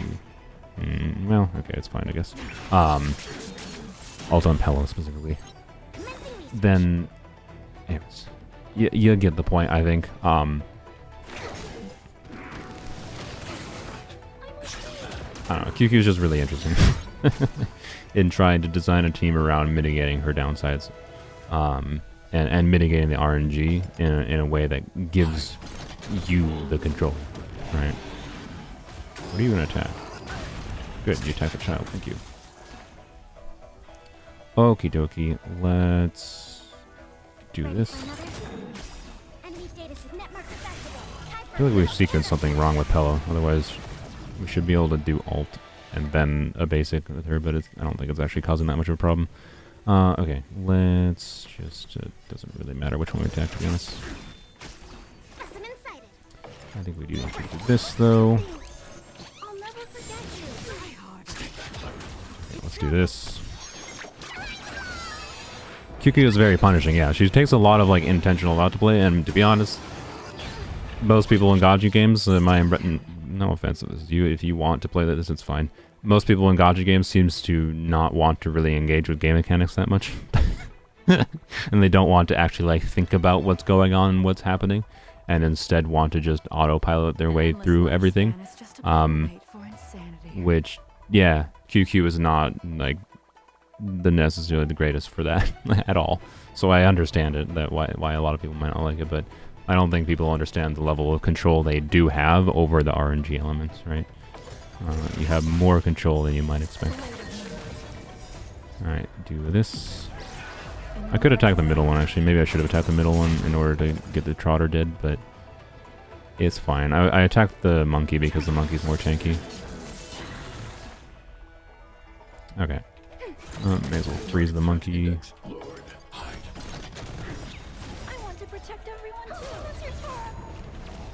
And yeah, and she takes an insane amount of investment too. Yes, there's that too. So I completely understand not wanting to invest in QQ. I'm not trying to force QQ down anyone's throat. But I maintain though that I don't think I would have started to actually care about Star Rail's like mechanics at all if it weren't for me starting to enjoy QQ. And like she's the only character I've really mechanically enjoyed in this game. Other than Clara is interesting, and the Lynx Clara combo is maybe really like Clara too. I'd say she's in like second place as far as mechanically interesting characters. Let's just break you, I guess. Good. Very nice.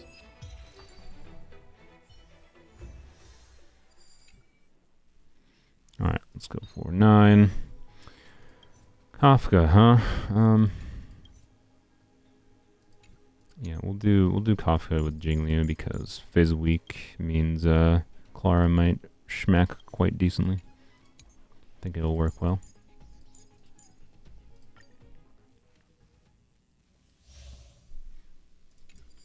Yeah, it is the party composition tax, true. That's probably another big downside of Star Rail in general, honestly, not just QQ, is having to like change, like, speed tuning is the most annoying thing in this game, because not because it's necessarily that hard, but because of the fact that you have to do it to specific teams, which means if you want to use Bronya to unit a different team, you might have to like speed tune them differently, or speed tune your DPS different relative to them, just because you wanted to swap them when all you wanted to do was something as simple as just swap them around, right? So it just makes it really awful to just test your units in different ways. Particularly with the relevance of like supportive units like Qingque, abundance units, you know, harmony units, nihility units that can be flexible in more teams, right? It's very hard to get a one size fits all build in any of those units. Lend me your strength. Okay. Stack you. We didn't get any autarky there, but that's fine because we maintained a bunch of skill points, which means we're going to have a bunch of skill points for next turn. It's going to, it guarantees that we're going to get the enhanced attack next turn, and it's fine because we're going to have ult up on Bronya in particular, which means a crit damage buff, so this should be a significantly higher damage turn. And we got autarky, very nice. Alright. I am not going to use Tingyun's ult here, because we will get her ult back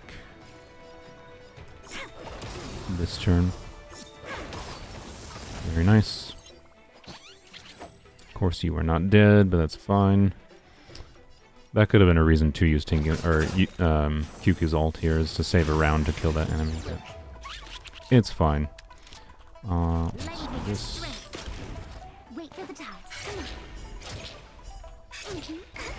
Good.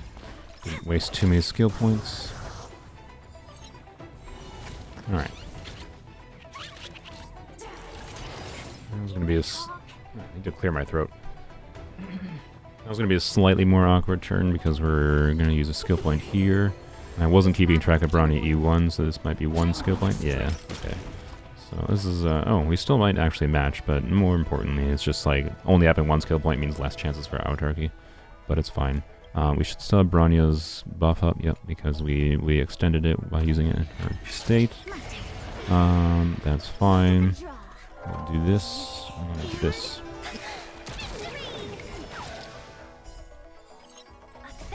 This was a show I'm going to be actually trying to think more about Qingque and using her properly. Let's actually attack you, I think, because the other one's going to take more damage from being quantum weak.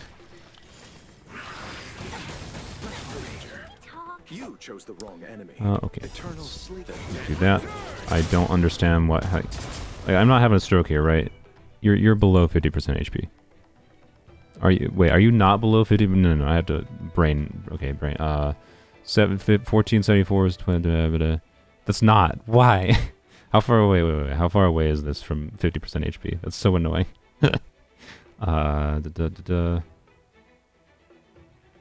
20, what is it, 1474 times 2, 2948. For real.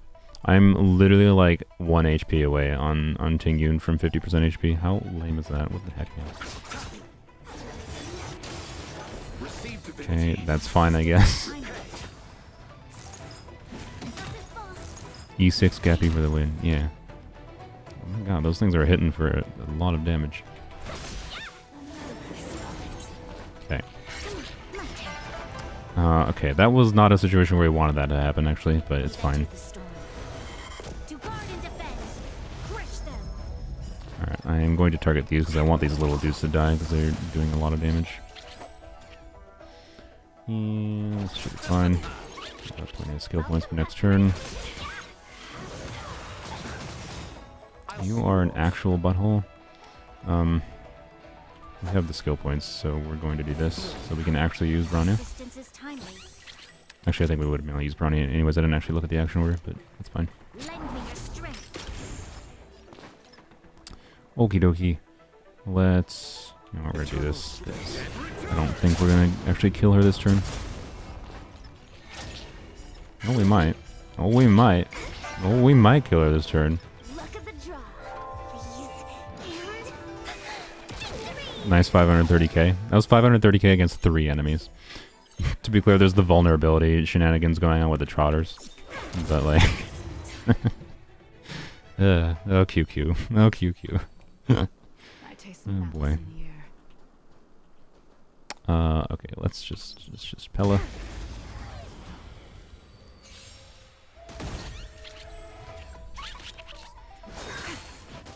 Do we still have the upper hand? Okay.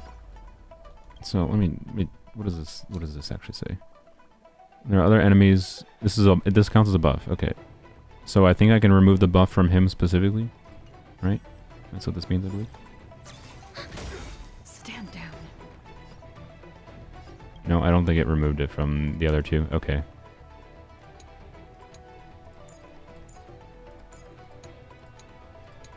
Yeah, okay. Wait. No, yeah, I do have to remove that. Okay, so that's something to keep in mind for the purposes of...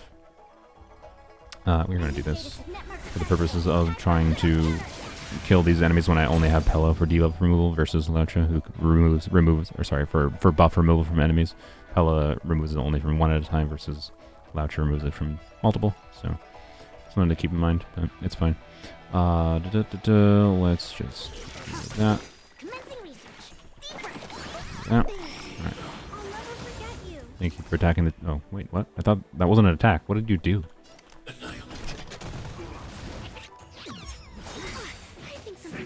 You're attacking the wrong child. Thank you for attacking the right child. Appreciate it. Oh, what? Oh, Kafka, help me. I died. Good job, Zeb. Good job. And... okay, let's just... do that. And do a dash. And we're in this mode. Good. And... yeah, we're just gonna do this. Yeah, that's fine. All will be revealed. Yeah, let's do that. That'll kill the Trotter probably. Nice 150k. Yeah.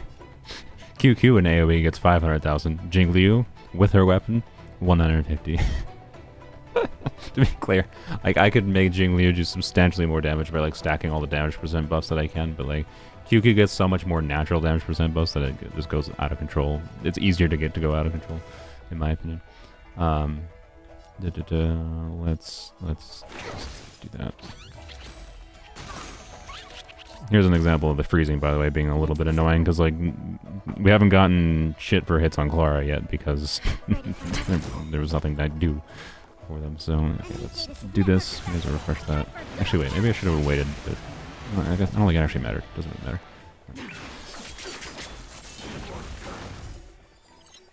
I'm not saying Jingliu is bad, to be clear. It's just funny.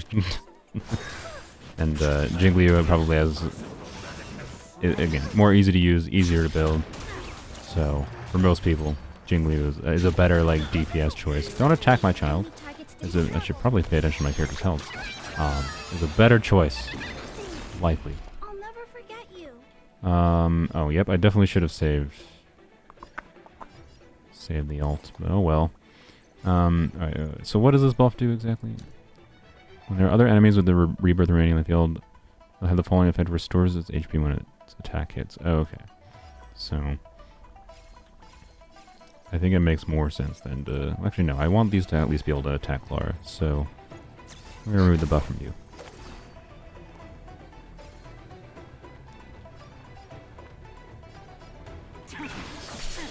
Alright. Decent damage. Oh, I need to... Am I going to have... yeah, this will be fine. Okay, so we can do this. Oh, come on, can you attack the child? Thank you. Oh, I should have used Pela's ult there, I think. Oh no, we already had defense rate, that's fine. Okay, we're fine. Let's do this. It's going to freeze the boys, but it's fine. Actually, the freezing is actually a good reason why I did want to wait there, now that I think about it. Stand down. Okie dokie, let's see, yeah. Let's do that, that's fine. This is I don't think a basic is going to get this back, so oh well. I would have liked that to be back, but it's fine. I think it will not matter. Let's do this to get her ult back. I don't think we might have gotten her ult back. No, I think I should check her energy level. We might have actually gotten Clara's ult back from a basic rather than a skill, and that might have been smarter. But I think it'll be fine.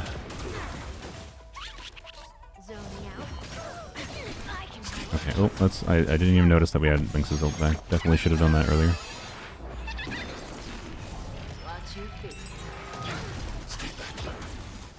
All right. Let's do that. They still have defense shred on the right. Yes. Okay, good. Good. Alright, let's do you.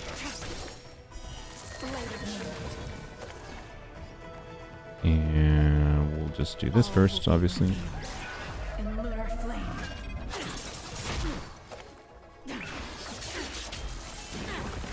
Nice. Okay, not bad. I think we'll be fine. Really? Don't attack my child. Alright, let's do that.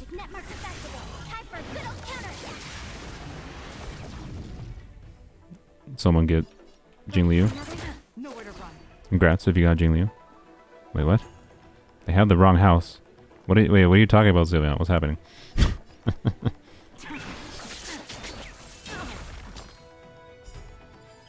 Okay, not bad.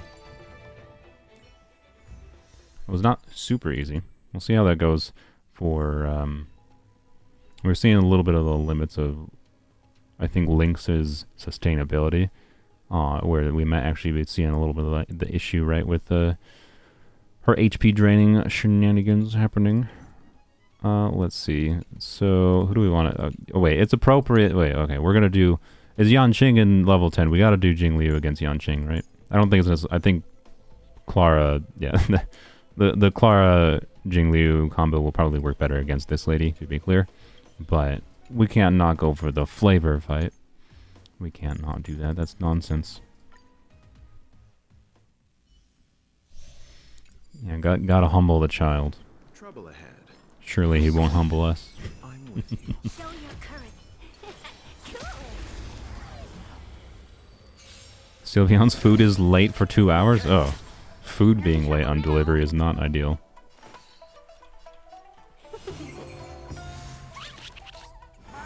He lost the 50-50. Oh, I see the joke. He lost the 50-50 on food delivery. Alright, fantastic. Oh, if there's any VOD watchers, I'm looking at the chat. I just realized I didn't actually put the chat overlay. Because whatever, chat overlay doesn't matter half the time. But yeah. If you're a VOD watcher, you can turn on the chat replay. It's not hard. You can figure it out. I believe in you.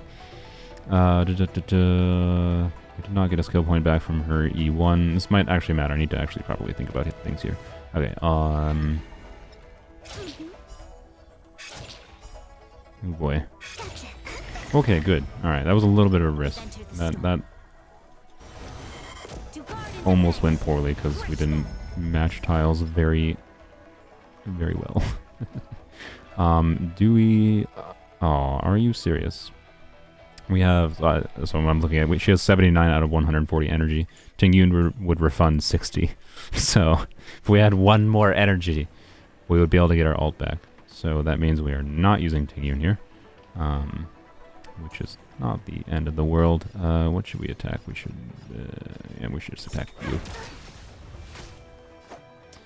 you. Let's attack the fish. Stupid ping pong ball.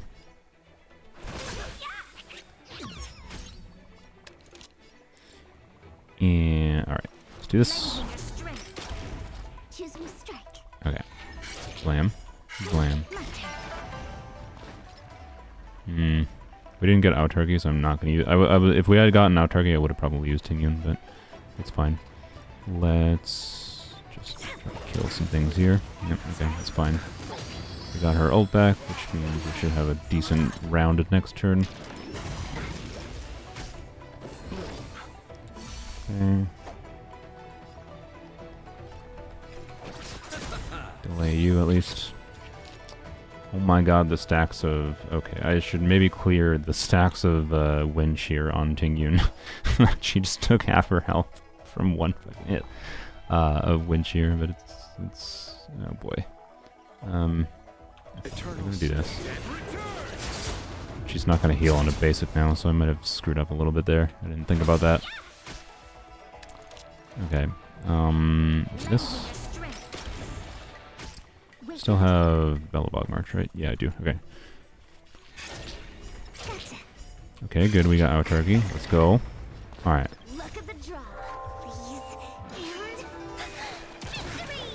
Didn't die. That's fine.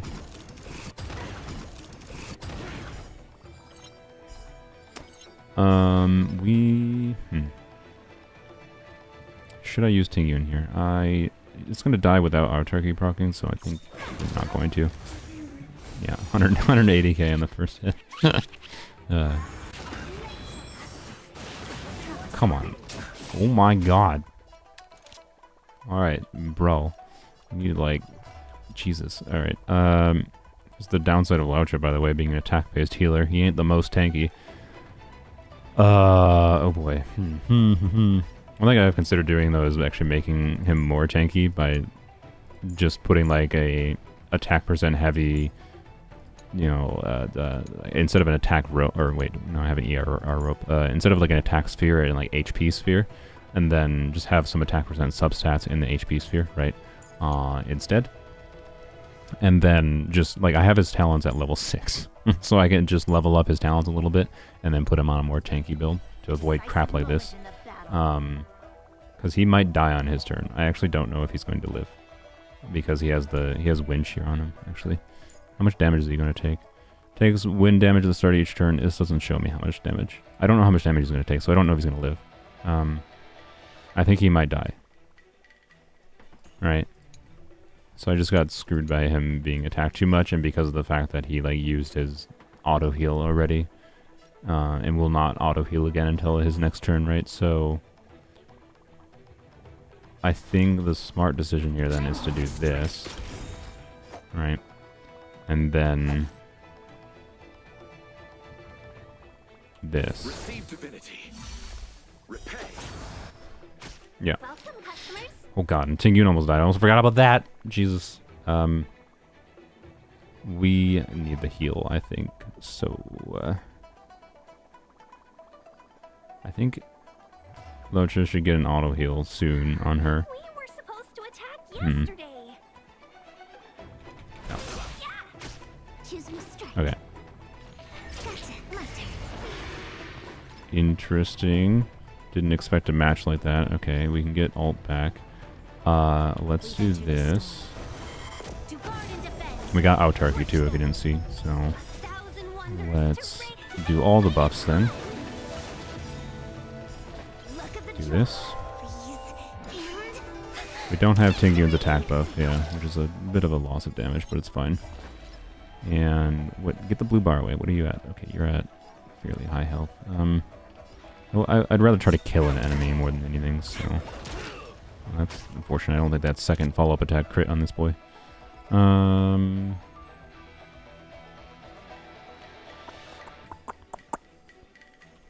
don't know when Bronya's E1 last triggered. Oh, I would use a skill point, and then we are probably not gonna. No, I think it's we gotta play slow, unfortunately.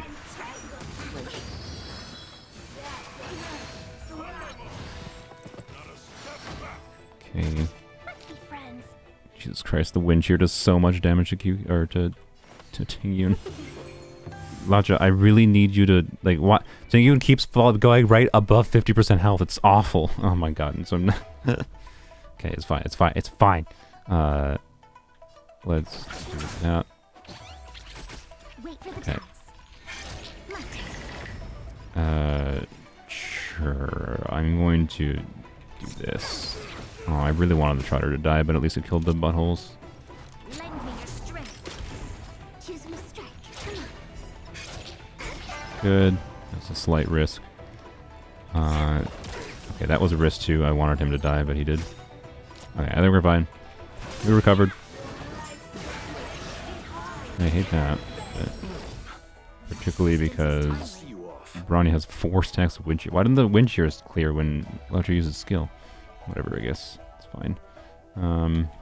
This. Lend me your strength. Okay. Gotcha.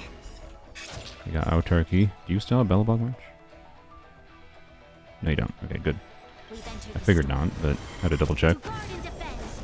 Sometimes Bronya gets her ult up quicker than before the Bellabog March expires on QQ because Bronya gets hit a bunch or something. Oh, I thought she matched already for some reason. I'm dumb. That was a slight mistake there. Whatever. I just lost a turn on Bronya buff by doing that, but it's probably fine because she's probably gonna die. There we go. Alright, that took a lot more intention to play well. That was actually relatively difficult. Malice in the air. Alright. Should we use her technique? You know, we're gonna try using her technique. Hopefully this doesn't F up anything. And we'll do that.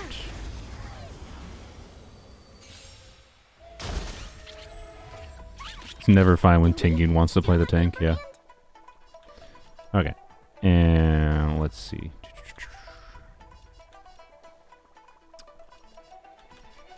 I guess it doesn't really matter, does it? Yeah. Okay.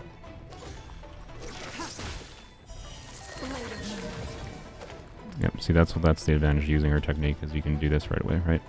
But it's not necessarily that necessary. Let's what is the Trotters doing exactly? I should have really paid more attention to what the Trotters are doing. The question is like, is it worth just attacking these ones, or is it worth trying to kill the Trotters, right? I'm gonna go with you know what, I think for the early round it probably makes sense to try to kill the Trotter. So let's do that. Commencing research. All will be revealed. Oh wait. Oh, I should have. I didn't stack the defense shred. I didn't notice that Pela got her ult back until it was too late. I could have gotten double defense shred. Net markers activated. Time for a good old counterattack. Oh well. Mark Clara. Hopefully Clara gets hit a bunch. Yep, good. That's a lot of damage. Okay, you're targeting Pela. I guess it's fine. Good. To protect Do everyone. this.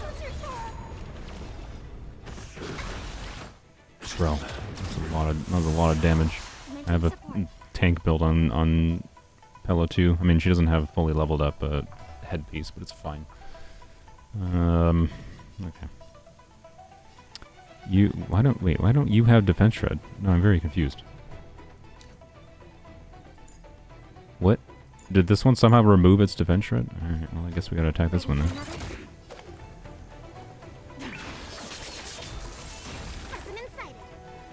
Okie dokie. We can just do this. Ow.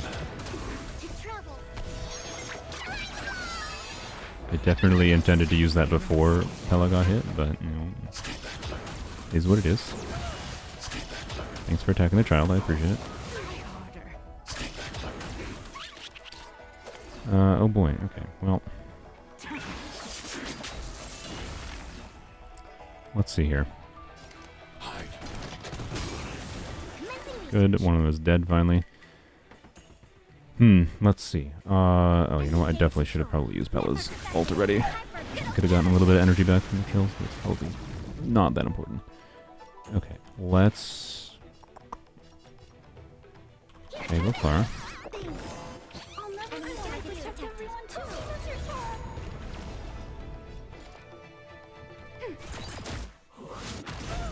Thank you.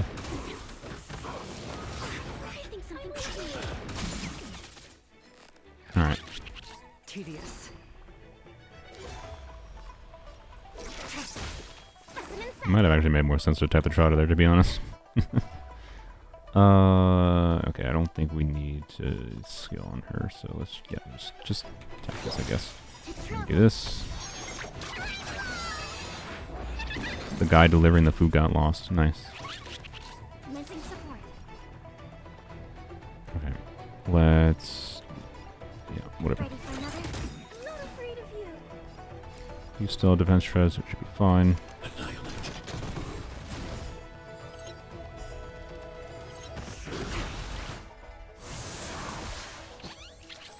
Okay.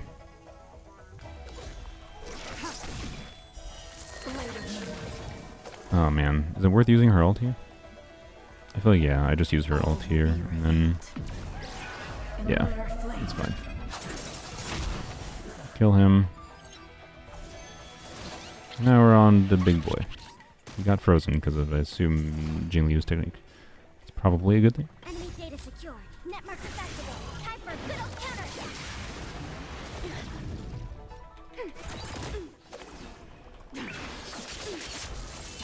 And we killed the trotter. Good. Commencing research. Boy, you are tanky, aren't you?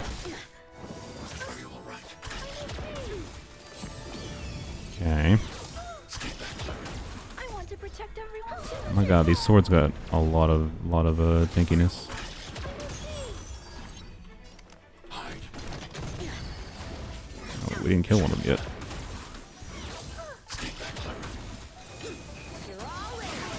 Oh good lord.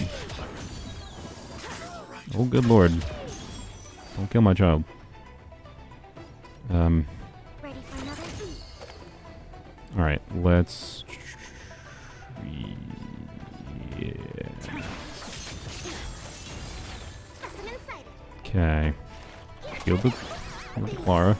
I'll never forget you. I want to protect everyone too. What's your thought? Clara might die here. Punish evil.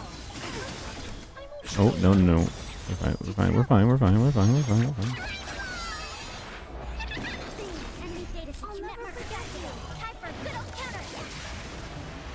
I'm just warming up. Froze. Okay. Oh boy. We're not gonna be able to get her ult back, right? Yeah, because she's gonna lead this state. So, Jesus, man.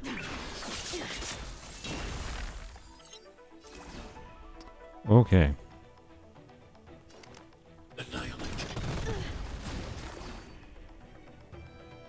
Do I use... I think I am going to use this one. Okay, good. I want to protect everyone too. What's your thought? And... Did you have a buff on you? I didn't even check. No, he does not. Okay, good. Stand down. Okay. A little bit of downtime here, but... I think this is just a harder memory of chaos than the last cycle. I don't remember what the last cycle was, but I feel like this team is better than this. I was using this team, but instead of Jingliu, it was Pela. I feel like the previous team had an easier time at clearing, but I think this is just a harder situation. I think we're fine not to do anything with you. Oh, that's scary. Yeah, that's really scary. Okay. Jesus. Alright. Let's do this.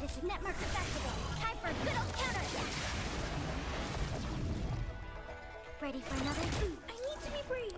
Okay. Good, we killed you. Ooh.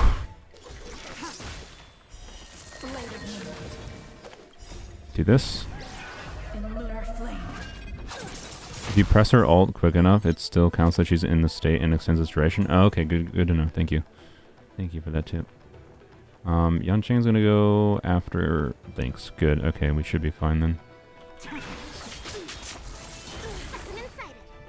Okay. I don't really want to aggro Pela, but I think I kinda have to.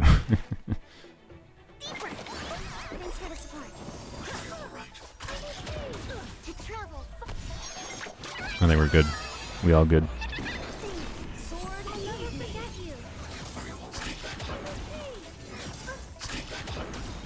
Nice. I love the Lynx Clara combo, man. The Lynx Clara combo is freaking great. Okay, you still have your defense shred on you. Oh wait, the swords don't have the defense shred though. I should have probably done that right away. Oh, I hope Clara doesn't die. Oh shit. Oh my god. Okay. That was actually much closer than I thought it was going to be. Hopefully you die here. Really wish you would have died there, but I think you'll die from this. Wow, okay. I was very close. I was very close. But that was actually, like, satisfying, to be clear. Both sides of that took, like, an intentional level of play that was quite satisfying to play. So, yeah. I don't know. For what it's worth, for how invested this Jingliu is, I don't think, like, there's a lot of people that thought she's, like, power creep. I think that's a good showing of, like, for how invested the build is, I don't. If she was power creep, that I think would have been easier, right? Is kind of what I would describe it. The bigger issue with like power creep in this game is honestly going to be enemies that keep on doing more and more damage more than anything, is what I personally feel like. But I don't know. I think she's relatively well balanced, all things considered. I really like her flexibility. So is she worth it? To answer the title in the stream. It depends on if you think you'll enjoy it. I think she's one of the more flexible DPSs for team options, and is satisfying to play. You have to work around her downside a little bit of her health drain, but that's mostly just a case of having one of the competent sustain units, you know. Like obviously Lynx you saw worked well there. Bailu probably works even better, and as long as you keep Bailu's ult up a lot, because Bailu is going to restore the little chip damage. I'm sure Hula Ho is going to work well. Obviously Laucha would work really well on that team, especially that team, because Laucha works really well with Clara. If I replace Laucha with Lynx, the team survivability, replace Lynx with Laucha, the team survivability goes up a lot because Laucha would be healing constantly due to Clara's auto attacks, but the damage output goes down because the Lynx not aggro and Clara combo is worse. So anyways, and Yanqing resists ice too. Oh, was that happening? Was that part of the problem? Yeah, like I said, I'm pretty sure the smart thing to do there would have definitely been to use use Jingliu in the first one. So yeah, if he has, oh yeah, he has ice resistance. so I was doing substantially less damage. But anyways, it still worked, right? You saw like Lynx sustaining, and that was Lynx that like it could be leveled up a little bit more, right? Lynx still need to level up this piece. Actually, I might be able to get this to max now. That blam. No, I really don't need the crit rate on Lynx, but sure, I guess thanks game. Really would have preferred any other stat. Oh well, whatever, it's fine. Hey, more HP on Lynx, right? And then I could level up these a little bit more too to make her a little bit more tanky, but yeah, I don't know. I quite like it. So the one surprise I would have, this is the first time I really tried to use Pela I leveled up Pela like just like the week or two before Jingliu came out. And I have her on a very decent build. Like it obviously fully works for Pela. The main thing with Pela is just keep up her ult to keep up the defense shred, right? And Silverwolf's cone is broken and makes it so you get just a whack ton of energy back, and makes it so like you saw like the 2 turns per ult, easily permanent upside uptime on her ult. There is the ability to use, like if you already have Silverwolf and you want to use Silverwolf's light cone on Silverwolf, I believe, why do I have so many sample I got all these sample light cones from the freaking current weapon banner, because I got none of the light cone I wanted. Instead, I got all samples light cone and the garbage erudition light cone. Thanks, game. But no, this cone at higher refinements is really good for Pela too, because it's just additional defense shred. And again, the more defense shred you have, the better defense shred is. So it can be actually really good. But this can cause some downtime in your ult, right? So it's interesting as an option, I would say. But I don't know. And instead of Pela, you could easily use Silverwolf, right? She'd function relatively similarly as far as how Pela functions, but Pela is a 4-star, particularly if you have E4, does work pretty well. And Pela is definitely intended to be built as like a more sub DPS. Like Pela herself can output decent damage if you build her as a DPS, but with how close she got to dying there, I am definitely going to keep her on this tank build. So she's got, if you want to see her full build, so haven't finished leveling up the headpiece, which would help her tankiness a little bit. And I could put more tank stats on her, but she has HP body piece, speed boots, defense orb, and ERR rope, and she has more effect resistance than she needs, like substantially more effect hit rate than she needs, way more. Like she only needs 57%, and I have way more than I need just because my relics happen to roll heavily into it. But she has a lot of effect res on her, which is really nice for not being controlled, and a decent amount of tanking stats. So I could improve her, but I don't know, she seems decent enough. And yeah, I don't know. Let's do we want to see, what do we want to see? Okay, I can try to do Bronya. We can try to slot. We have a couple options. I think the most interesting option. We showed obviously the dual DPS, which is what I was most interested in. The dual DPS option works very well. The other, we can go farm for stuffs. The other option we can show though is the team setup here. Pela is such a great unit. Yeah, she absolutely is. She's really good. We can go for my Hypercarry QQ team, but just plop put some speed boots on, or sorry, put some attack boots on her instead, on Jingliu instead, and then use Jingliu in this team and see how that works. And we also have the option of doing, well, this again, I don't know. I already saw this in the farming. It was already immediately obvious just in the daily farming that like this can very much work well. I know that, but it takes matching the speed with Bronya and Jingliu much better than I had. So I could try that again. Or if there's anything else people want to see me try, I could try with Sela instead of, I could try with Sela instead of Clara. And this might be more relevant, particularly let's say Huo. In this team, like Huo's value goes up with multiple DPSs too, because or multiple units that can take advantage of her energy refunding. So like Huo in this team instead of Lynx might be like a really relevant combo, right? So I don't know. The big number Jingliu moment, yeah, the big number Jingliu moment would definitely be just we'll just set it up manually. Well, actually, okay. Do we want to go for maximum number Jingliu? Because maximum number Jingliu, I don't know if the team would actually survive. So, okay, we're gonna go for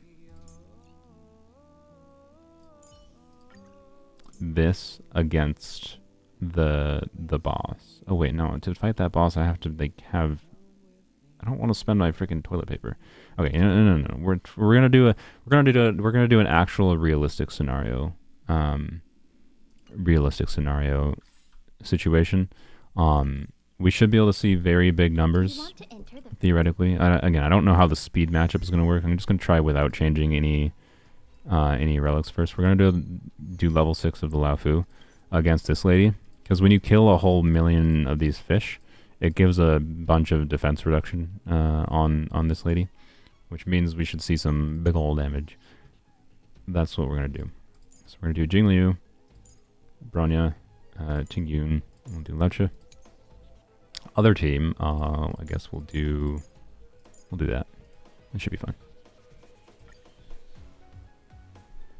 I don't know if we're, or maybe we're not doing it because my internet is just going to cease functioning. There we go.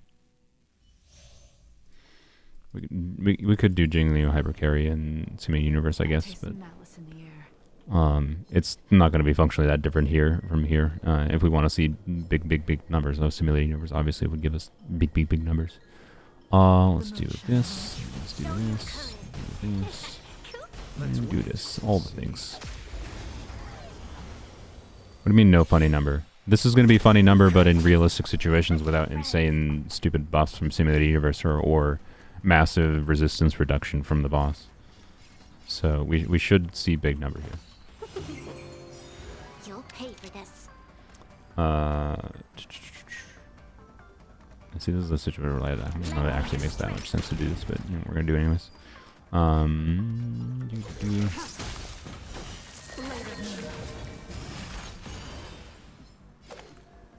Okay.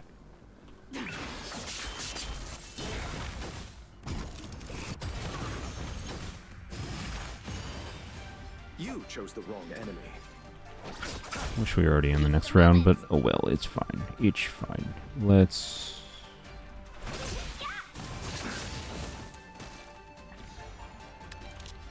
Okay, do this. This should be some big damage.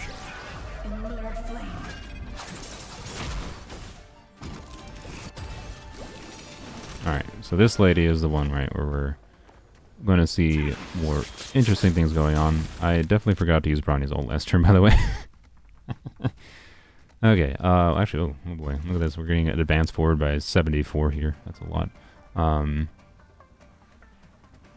I guess there's not much reason, I think, not to do this right now. Get some energy back. We don't have the attack from Qingque on Jingliu right now, which is unfortunate. But what we are going to do is this. And I think... All will be revealed. Oh, I think I kept her in the state. Let's go. Here we go. That's how you do that. I got an extra... I extended her state by an extra use of her skill by doing that combo with Qingque.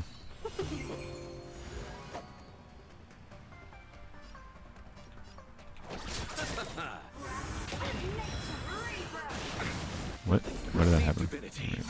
Better late than Eternal never. state. I was trying to press his ult before that, but... The ice aesthetic with Laucha is so nice in this palette. True. That. And then this. Ready for death. Alright, we should still have... Yeah, okay. Nice. And get all of the defense reduction. I'll see you off. How much defense reduction does she have currently? She has currently minus 120%. Okay, so...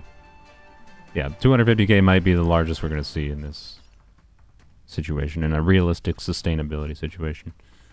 Can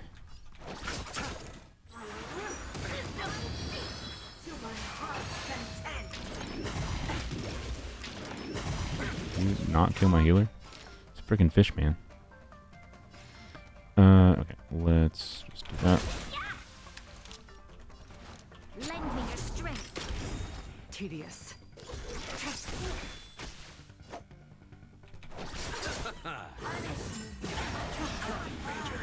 Can you be less of a butthole, please? Eternal state. Use blade with her? I unfortunately don't have blade. I've not wailed on to get every character. And if I, was someone making guides or something, maybe I would, but actually not. I'm just a normal player that I pull for the characters I want to pull for, sorry. We're gonna refresh this. This battle is unavoidable. And then, because we have the skill points is why we're doing that. And then there's not really much reason to use Bronya there, honestly, so we're just gonna do this. Actually, I should have used Bronya to cleanse on someone else, to be honest, but it's fine. And let's do that. Okay. So, now we do this. To guard and defend. Crush them. The reason we wanted to wait until she got her Spectral State was because if we would have lost a turn on Bronya's ult if we had done it earlier.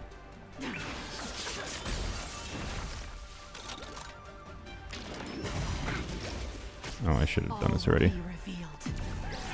In lunar flame. Nice. Let's settle this. Okay, and this doesn't really matter. You'll pay for this. Do this. Lend me your strength. 1,000 wonders to Do this. fight is one. Now those are the number of inflations I'm looking for? Yeah, there you go. See, so obviously here's a Hypercarry. I really like how this, okay, so obviously I thought I would have to change her boots a little bit, but honestly this is working a lot better than I thought it would. So again, like obviously Hypercarry Jingliu works pretty well, especially with Qingque. I like this Qingque Bronya combo. Now. Shush, shush. I like this Qingque combo. Let's see how much we get though. Nice 300k there. There we go. So obviously that was a situation that there's so much defense shred. Do you guys want to see this for some reason? I think this team would work fine against Kafka. No good either. If you want to see this team against Kafka, I've never actually played this team before, but I think it would work fine. I don't know. She's good. She's pretty good, obviously. That was like less damage numbers, I can tell you, than Qingque gets in that same team against that same enemy. I'm pretty sure when I've used that team with Qingque as a Hypercarry instead of Jingliu, Qingque has gotten like 600,000 on her ult. So that's 200,000 damage against every enemy, on top of, like 150k plus single target damage potentially. So, Again, I genuinely, like, at high investment levels with the same configured team, my current impression is that she's a worse hypercarry than E6QQ. But E6QQ is much harder to build and much harder to play. So again, as I said earlier, I completely get why, you wouldn't just go full in the mindset of investing QQ for hypercarry over Jingliu.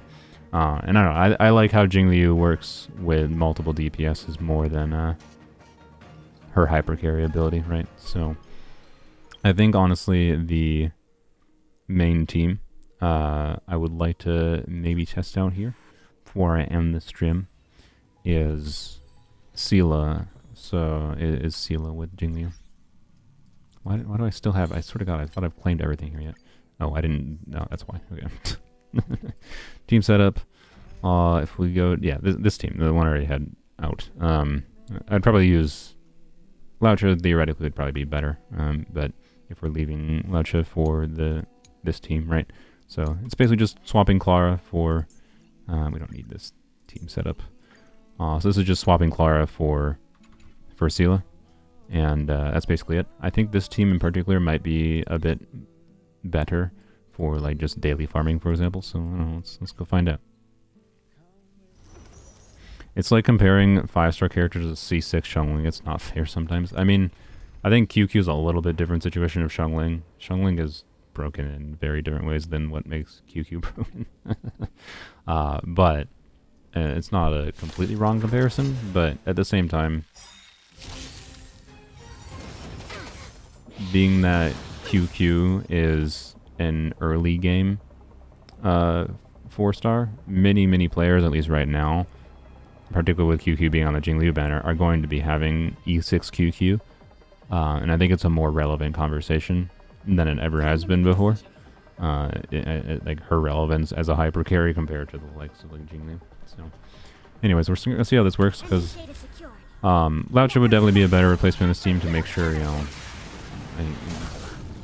because he can basically just heal more, and there's always going to be hits going on. Like Laucha would be better than what's her bucket in this team, Lynx, but it's fine. I just didn't feel like swapping it, to be honest. So let's do that. And we're just gonna do this. Oh, actually, one thing I didn't check.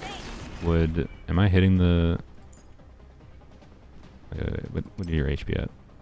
Why can't I see your total HP? Oh, right there. Okay, I'm just dumb. 2631. So I think we're actually not getting the full... Let's see, 5,264 plus... Yeah, we're not getting... Wait, are we? No, I think we are. I lied. Okay. I lied. We're just barely getting full buff on Jingliu's attack buff. Okay. Never mind. And should I aggro anyone? I think it might make sense to aggro like your tanky unit with Lynx in this situation, but it's fine.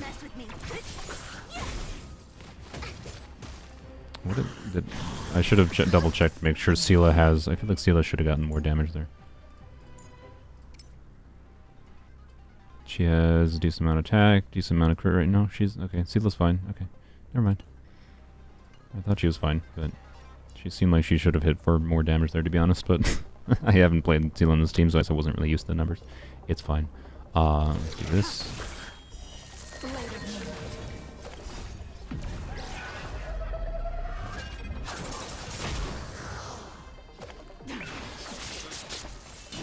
I definitely should not have targeted the bat. I didn't think about that. Whoops. Ready for another?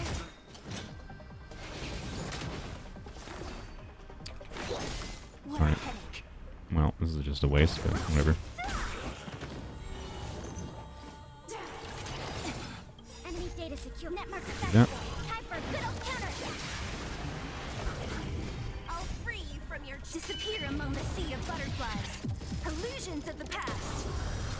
Yeah, 68k with a defense threat is pretty good. Okay. Yeah, 38k on skill. Alright. See, the idea with this, right, with the Pela Jingliu combo is I think it should work fairly well as long as you're a little bit smart, because Jingliu does have rounds where she needs to use skill points, but as long as you work around that when it shouldn't be that hard to do that, I generally think this combo probably is going to work fairly well. I don't want to do like a full Memory of Chaos run unless you guys really want to see it, but just watching like my skill point balance and whatever here, it seems like it's working fine. Specimen sighted. Don't mess with me. Didn't get ult back. Oh well. Let's do that.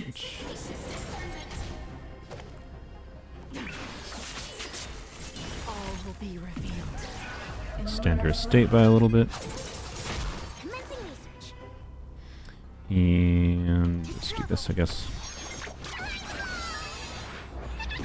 Save it for your own skin. Save it for your own skin. Enemy data secure. Net markers activated. Time for a good old counterattack. I think I like the Clara plus Lynx combo better, but if I end up using like Hua Hua with Jingliu, if I think that's something worthwhile to do, I might end up, you know, using the Sela Jingliu combo more. It's kinda the vibe I'm getting right now. But, yeah, obviously single target damage is not as good. Thanks for the not relics I wanted. Okay, thanks. Whatever, it's fine. I should just go back to farming the hackerspace pieces. One thing that's an option with Clara in conjunction with with Jingliu, Clara may actually be a quite good option to have on these relics, which you can see I have a couple of them. So the 2-piece increases HP, and then of course when the wearer is hit or has their HP consumed by an ally or themselves, their crit rate increases by 8%. So basically Clara should always have 16% crit rate. So in particular, if I could get a build going on, you know, the Longibus Disciples with Clara in a Jingliu team, I think I could potentially like do a crit damage body piece on Clara, which could make Longibus Disciples a really, really good relic set for Clara. With Jingliu specifically. That's something I might move towards trying eventually in the future. Don't hold me to it, but you know, I have some pieces that could make it work, like this piece, right? And whatever. Or this piece, depending on how they all shake out, of course.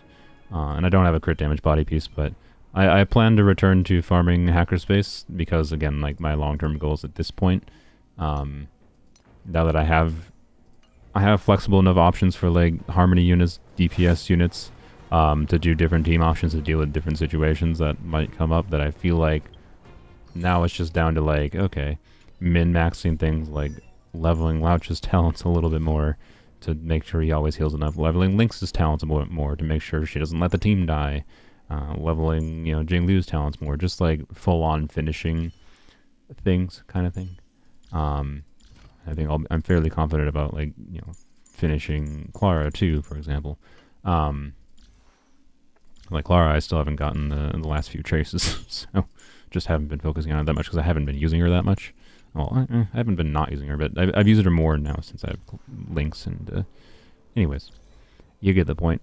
I think I think Jingliu is really interesting, at least just as like that Clara example. Jingliu is just really interesting for the potential of being able to enable this relic set on other units.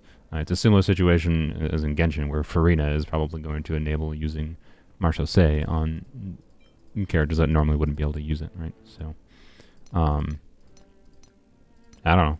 Anyways, I really like Jingliu. I think is kind of my ultimate conclusion. I think her E1's kind of bait, to be honest. It's like, yes, in single target, it can increase her damage significantly, so I don't know. Particularly if you really want to do like Hypercarry Jingliu, like you were doing, like I showed just a little bit ago, where Jingliu was getting 300k damage, right? And you want to do Bronya, Tingyun with a sustain with Jingliu, then maybe E1 is more worth it too, I guess. But again, like what I think she's interesting for is not just her like Hypercarry playstyle. I don't think it's a garbage Eidolon. It's just I question the value of Eidolons in this game with still like back of my mind. Like I don't think she's power creep, honestly. Having used her today, relative to my experience with Qingque and whatever, she doesn't seem, oh my god, this character's just way outperforming my Sela or anything, right? At the investment level I have. So yeah, I don't know. I like her. That's kind of my conclusion after 2.5 hours of testing. Anything else anyone wants to see tested, questions, whatever, before I end the stream? I think So yeah, if you like her, she's worth it, I think. That's basically what I'll say. If you don't care about her, you already have enough DPSs, and I don't think you necessarily have a reason to get her. I don't think you should feel forced to pull her. Hopefully there won't be, like, I honestly think that a lot of the situation that was happening with Dan Hung in Viability Lune, 5-star Dan, so many people were just like talking about how fucking strong he was and being like, oh, you gotta pull for him, and like, no. No, you don't. So, yeah, I'm min-maxing phase, indeed.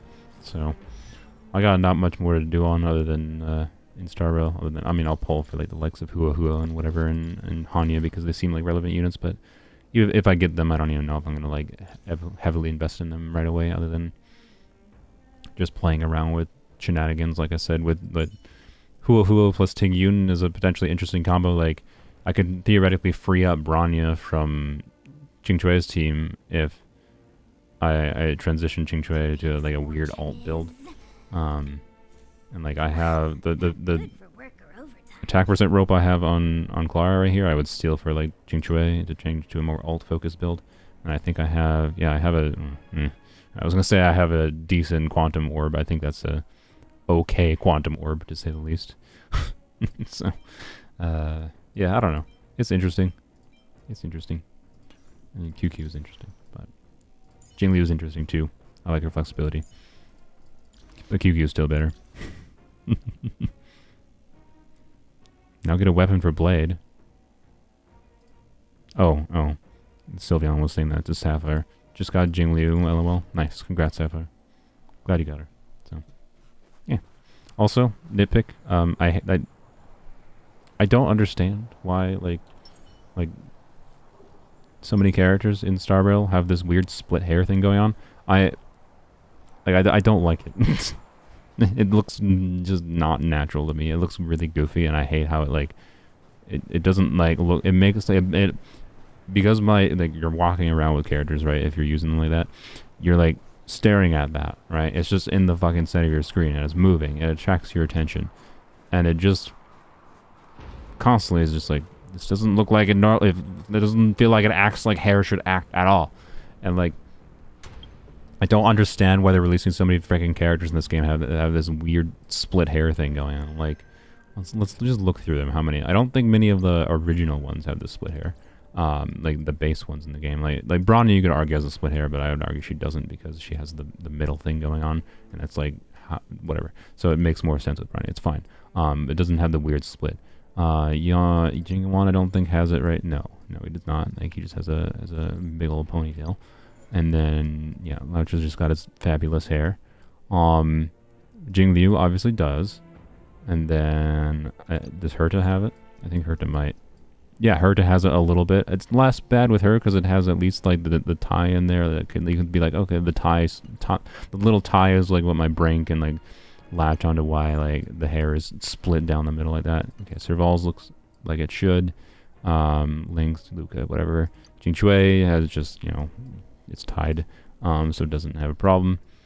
Sushang, I think, Sushang is just like tied separately. It makes sense. But then here's Yukong. Like, I honestly don't like using Yukong in Overworld because, like, the split hair thing. Like, hers makes a little bit more sense, at least you can argue, because you could say this hair ornament is causing it, and it's tied in a specific way that's what's causing it. But, like, it still looks off to me when it's moving. It looks really off to me. And then, Blade is exactly the same way. Yeah, Blade. So many of the units they're releasing have this weird split hair thing, and I don't get it. Why is this a thing?